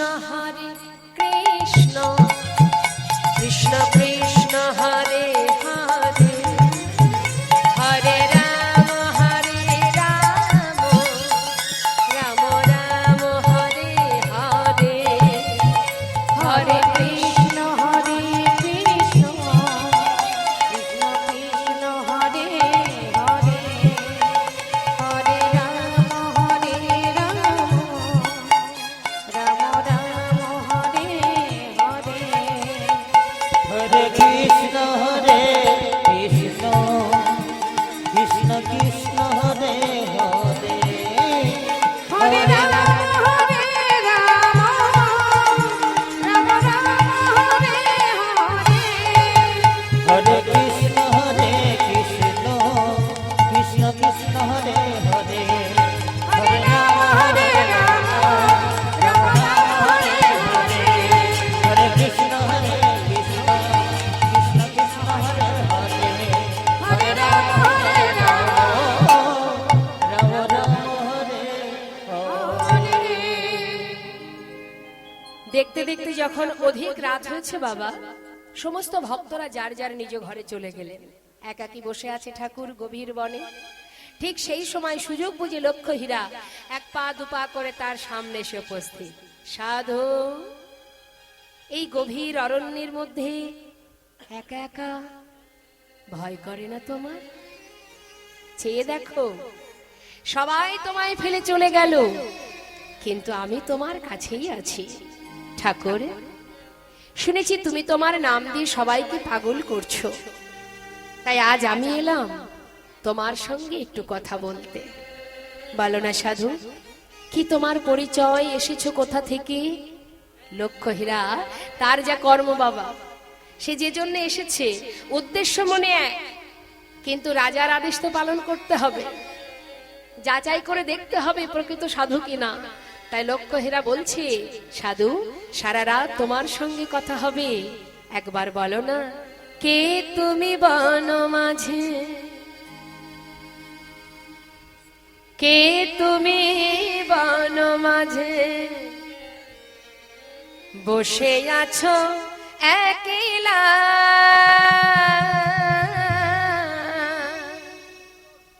কে তুমি বন মাঝে বসে আছো একলা, কে তুমি এই মন মাঝে বসে আছো একলা, কে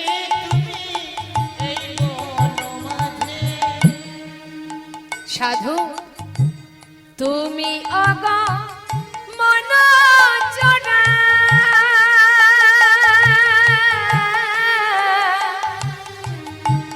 তুমি আমি তোমার প্রেমে দিশাহারা তুমি মন চোরা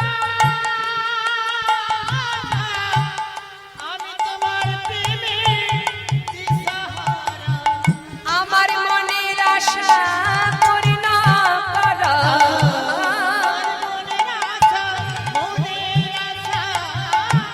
পূর্ণ আর মনের আশা পূর্ণ করো আর তো জ্বালা সহে না কে তুমি বন মাঝে বসে আছো একলা ওইখানে তুমি এই বন মাঝে বসে আছো একলা এই তুমি এই বন মাঝে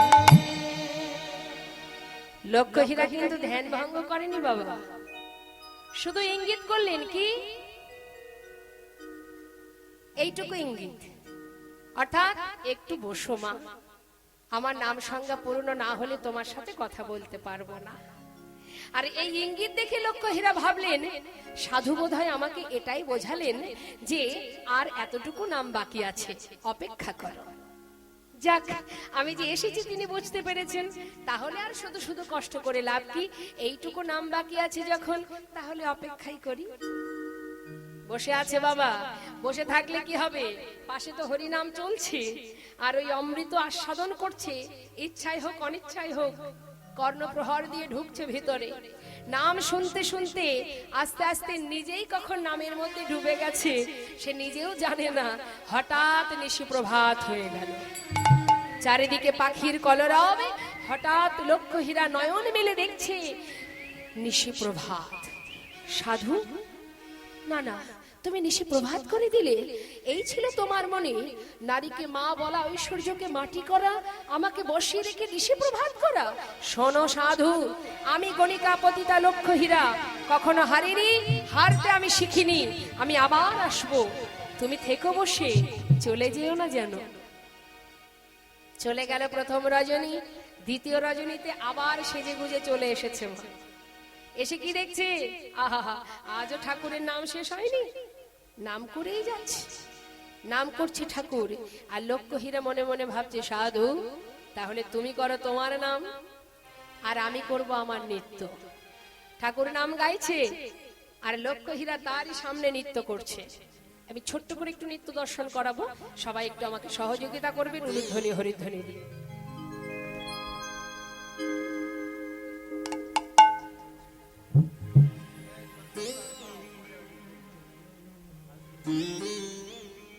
মায়েদের আবার উলুধ্বনি উলুধ্বনি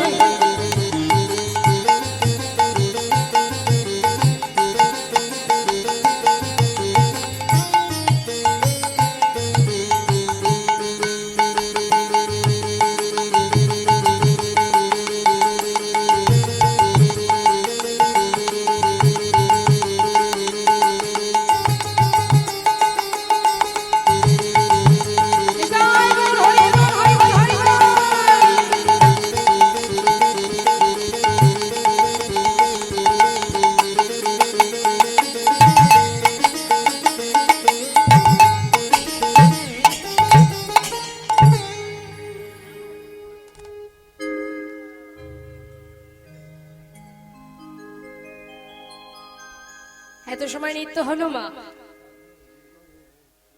কিন্তু হলে কি হবে? তথাপিও ঠাকুরের ধ্যান ভঙ্গ হলো না। নৃত্য করতে করতে লক্ষ্য হীরা হরিদাস ঠাকুরের চরণ তলে আছাড় খেয়ে পড়লেন। চরণ দুটি জড়িয়ে ধরে বলে উঠলেন, আমি গণিকা, তুমি আমায় ক্ষমা করো, একবার ক্ষমা করো। ক্ষমা করো ঠাকুর, আমি অপরাধ করেছি, আমি তোমায় চিনতে পারিনি ঠাকুর। আজ আমার জন্ম সার্থক হলো ঠাকুর, আমায় তুমি ক্ষমা করো। হরিদাস ঠাকুর ধ্যান ভঙ্গ করে নাম সংজ্ঞা পূর্ণ করে লক্ষ্য হীরাকে নিজের চরণ থেকে তুলে তার দিকে লক্ষ্য করে বললেন, মা, মা, আজ নয়, পর পর 3 দিন তুমি আমার কাছে এসেছো। বলো মা, কে তুমি, পরিচয় কি? কে তুমি অগবালা রূপের বরিণী ডালা, বনভূমি করে আলা, দাঁড়ালে আসি। কে তুমি ওগোয়ালা রূপের বনি ডালা, বনভূমি করি আলা, দাঁড়ালে আসি।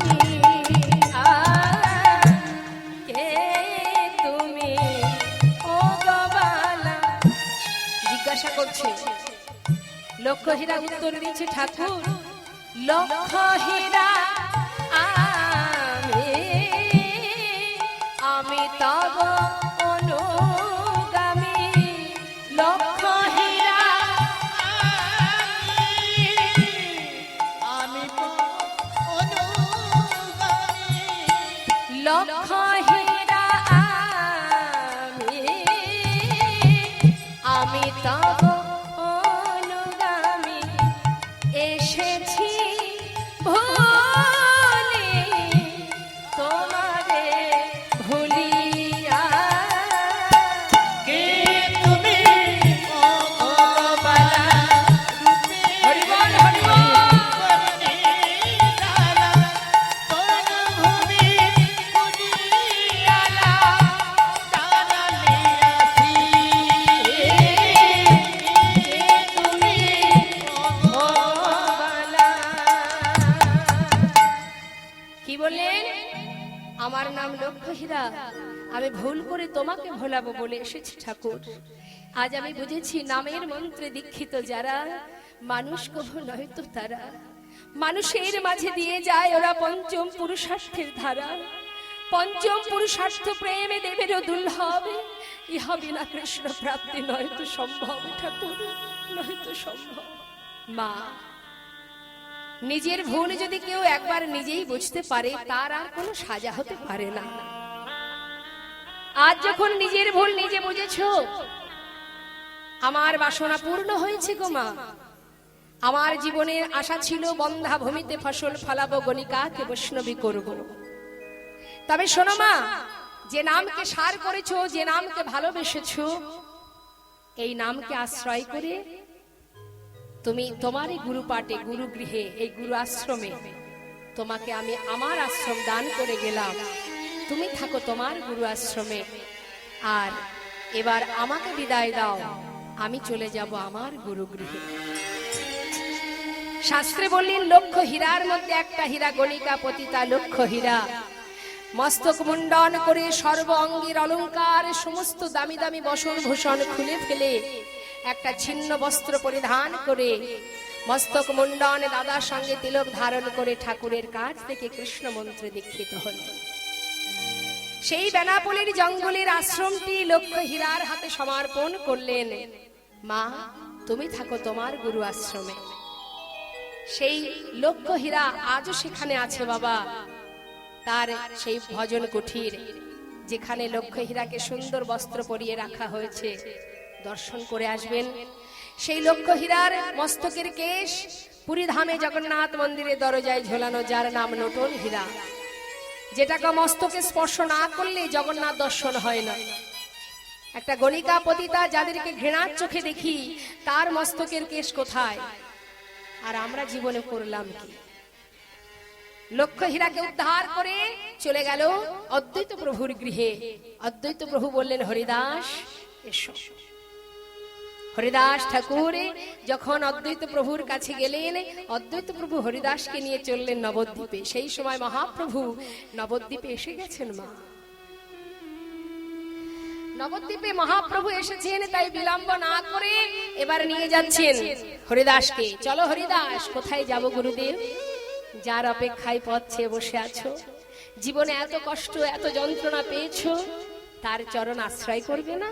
সে তো বৃন্দাবনে। না না, কে বলেছে বৃন্দাবনে? সে তো এসেছে নদিয়ায়। আর বিলম্ব নয়, চলো। সঙ্গে করে নিয়ে চললেন নবদ্বীপে। আর নবদ্বীপে শ্রীবাস অঙ্গনে গৌর হরি ভক্তগণকে নিয়ে আনন্দ করছে। আর অদ্বৈত প্রভু বিলম্ব না করে সেই ভক্তদের মধ্যে গিয়ে হরিনামে মত্ত হয়ে আছে। কিন্তু হরিদাস ঠাকুর বাইরে দাঁড়িয়ে আছে, শ্রীবাস অঙ্গনের ভিতরে প্রবেশ করতে পারছে না।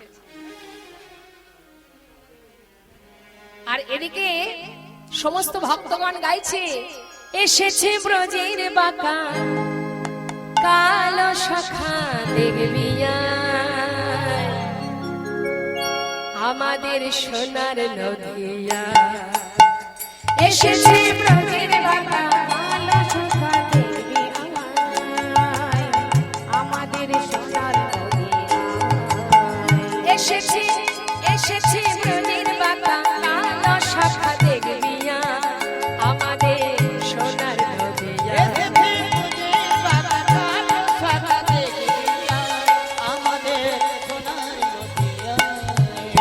ও তার রং ফিরেছে, তাই তো মা? আছে কালো রং আছে। ও তার রং ফিরেছে, ঢং ফিরেছে, এখন চেনা বড় দায়, আমাদের সোনার নদিয়া। এসেছে ব্রজের বাঁকা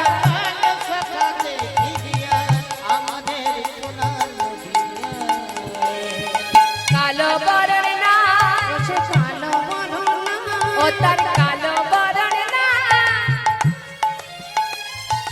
রায় অঙ্গে অঙ্গ দিয়া গৌর হলো না। কালো বরণ না,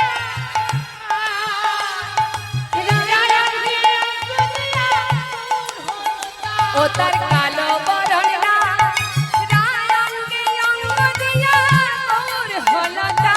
কালো বরণ রায় অঙ্গে অঙ্গ দিয়া গৌর হলো না। এসেছে ব্রজের বাঁকা কালো শাখা দেখবি আয়, আমাদের সোনার নদিয়া। এসেছে হরি বল হরি বল।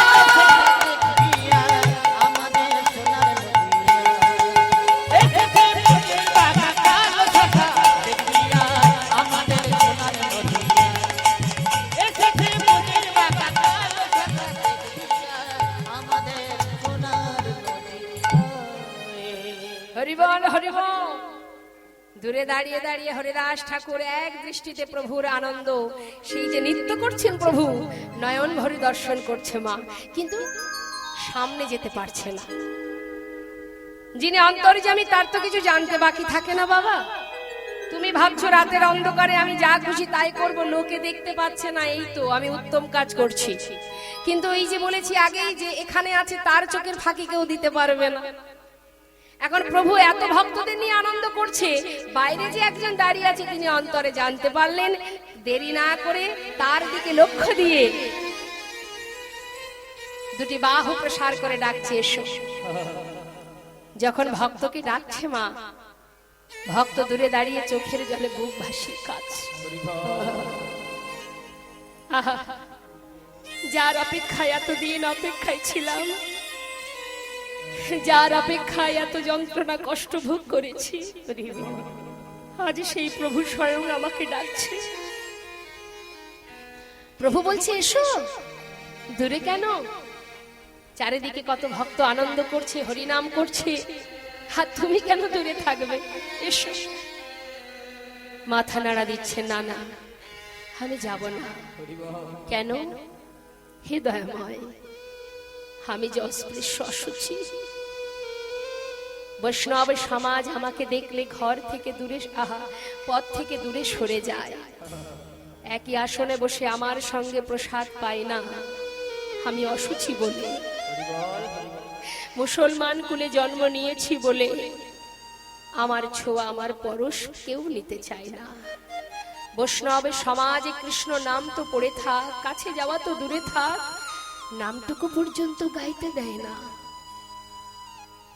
সবাই যে ঘৃণা করে, নিন্দা করে।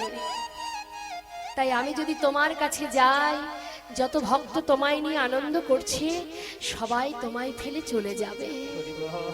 হরিদাস, মুচি হয়ে সূচি হয় যদি কৃষ্ণ ভজে, সূচি হয়ে মুচি হয় যদি কৃষ্ণ তেজে।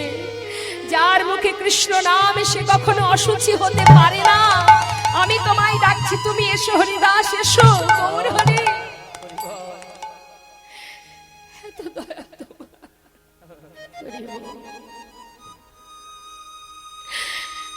করুণা তোমার। আমার মতো পাষণ্ড তোমার চরণে ঠাঁই দেবে তুমি। জানো হরিদাস, তুমি আমার হৃদয়ের একটা পাঁজর। তুমি নাম না করলে আমি সুখ পাই না। তোমার অঙ্গে যত চাবুকের আঘাত, প্রত্যেকটি আঘাত আমার অঙ্গে পড়েছে। এসো হরিদাস, একটিবার আমার বুকের মাঝে এসো। গৌর হরি। শিশুকাল থেকে মুসলমানের অন্ন খেয়েছি।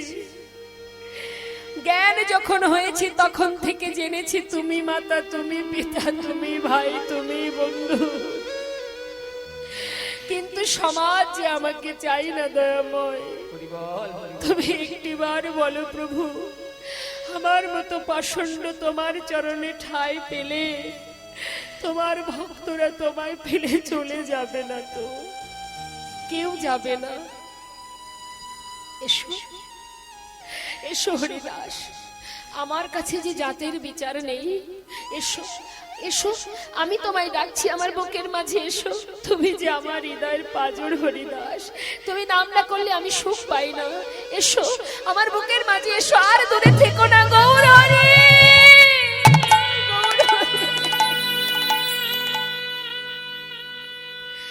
ছুটে গিয়ে চরণটা বুকের মধ্যে জড়িয়ে ধরেছে।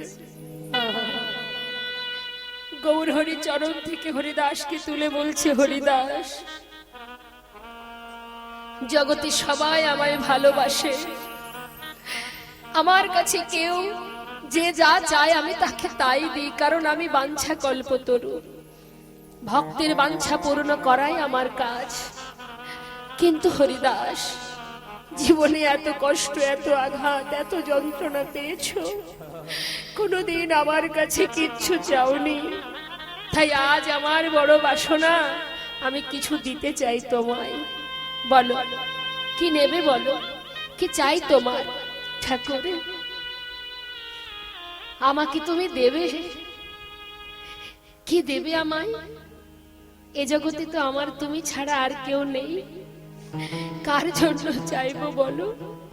তুমি তো আমার সব। হরিদাস, সবাই যেমন তাদের প্রয়োজনে চাই, তুমি তোমার প্রয়োজনে চাইবে। বলো কি চাই? ও দয়াময়, তুমি মাতা, তুমি পিতা, তুমি ভাই, তুমি বন্ধু।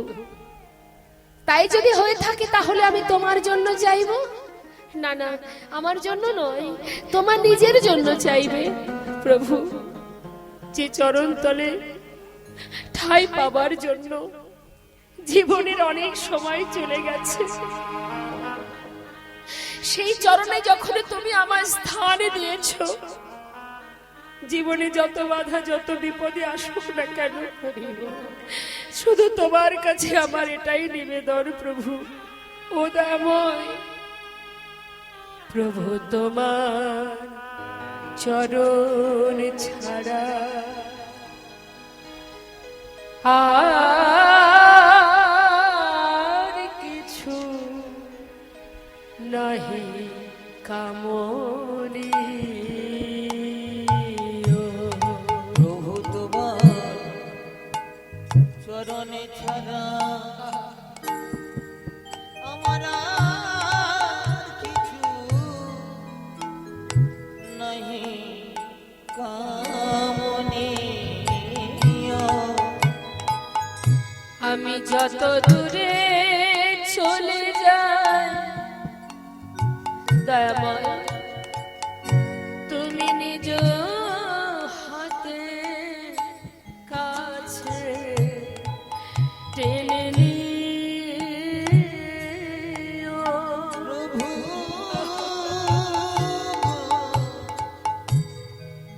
আর কিছু কামনে।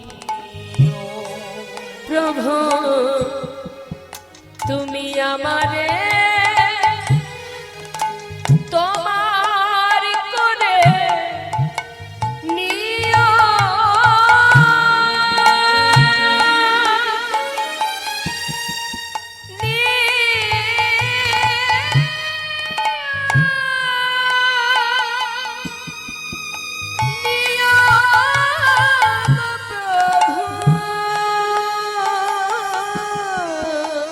আমারে তোমার করে নিও। তুমি নিও, নিও গো প্রভু। প্রভু আমার বলিতে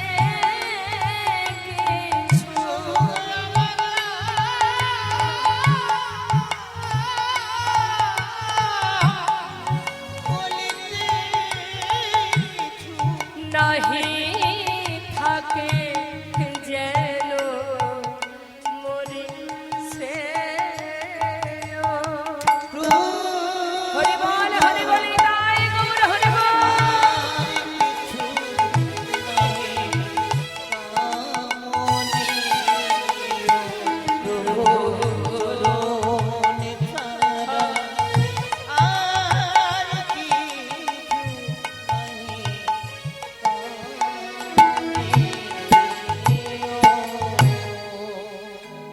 গৌর হরি বললেন, হরিদাস এটা তো কোনো চাওয়া হলো না। আমার চরণ থেকে তোমাকে কোথাও আমি আর তাড়াবো না, আমার চরণেই তুমি থাকবে। কিন্তু আমার বাসনা আমি কিছু দিতে চাই, বলো তুমি কি চাও? হরিদাস ঠাকুর বললেন, তবে শুনে নাও প্রভু, তোমার কাছে আমার এটাই চাওয়া। পৃথিবীতে যখন কোনো মাতা পিতা মারা যায় তার শেষকৃত্য করে পুত্র সকল।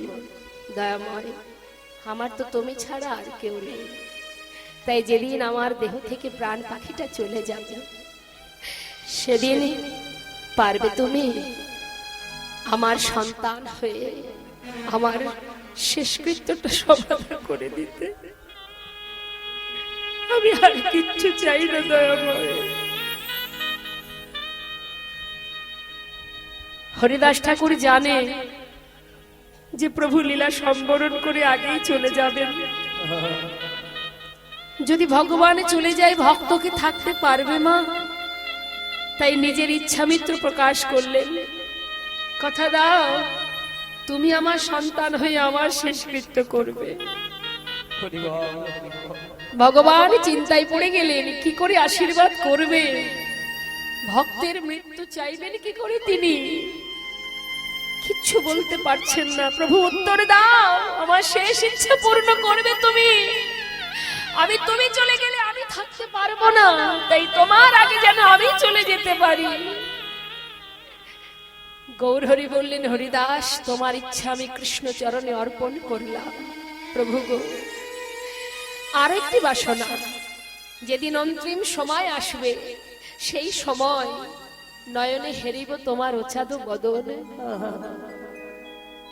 হৃদয়ে ধরিব তোমার যুগল চরণে, বদনে বলিব হাম শ্রীকৃষ্ণ চৈতন্যের নাম। এই নাম বলিতে বলিতে যেন বাহির হয়। নিতাই গৌর হরি বল হরি বল। এই কামনা যেন আমাদের সকলেরই থাকে মা। হে প্রভু, অন্তিম সময় যখন আসবে পাপিষ্ঠ আমি, মায়ার বালিশ মাথায় দিয়ে মোহঘুমি ঘুমিয়ে আছি, তুমি করুণাময়, তুমি পতিত পাবন। তাই সারা জীবনে তোমার দেখা পাই না পাই, অন্তিম কালে তুমি একবার দেখা দিও দয়াময়। প্রভু বুকের মধ্যে জড়িয়ে ধরে বললেন, হরিদাস তোমার বাঞ্ছা পূর্ণ হবে। কিন্তু হরিদাস, সবাই এত আনন্দ করছে, আমার সুখ প্রদান করছে, আর তুমি কেন? তুমি এইভাবে দাঁড়িয়ে থাকবে? তুমি নাম করো। তুমি তো জানো আমি তোমার নাম না শুনলে শান্তি পাই না। হ্যাঁ প্রভু, শেষ ইচ্ছা জীবনের পূর্ণ করেছো তুমি, আর তো আমার কিছু চাওয়ার নেই। আজ আমি মনের আনন্দে গাইব জয় সচিনন্দন নদিয়া পুরন্দর, জয় জয় জয় আমার শ্রী গৌর জয় সচিনন্দন নদিয়া জয়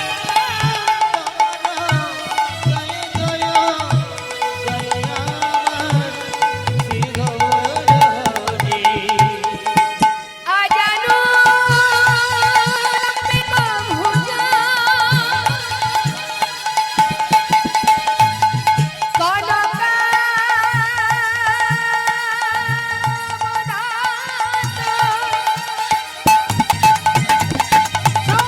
সঙ্গীর তনয় কপি কর কমলা দক্ষ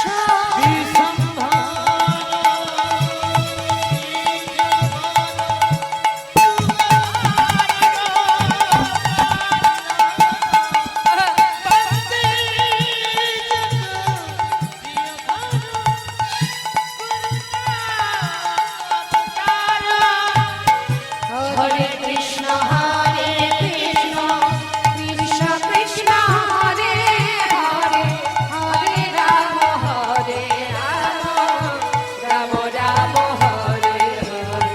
হরি বল হরি বল জয় গৌর হরি বল। কৃষ্ণ হরে হরে, হরে রাম হরে রাম রাম রাম হরে হরে, হরে কৃষ্ণ হরে কৃষ্ণ কৃষ্ণ কৃষ্ণ হরে হরে, হরে রাম রাম ভক্ত আর ভগবানের মিলন হইল, ভগবানের মিলন হইল, প্রেমানন্দে বদন ভরে হরি হরি বল। জলে তাই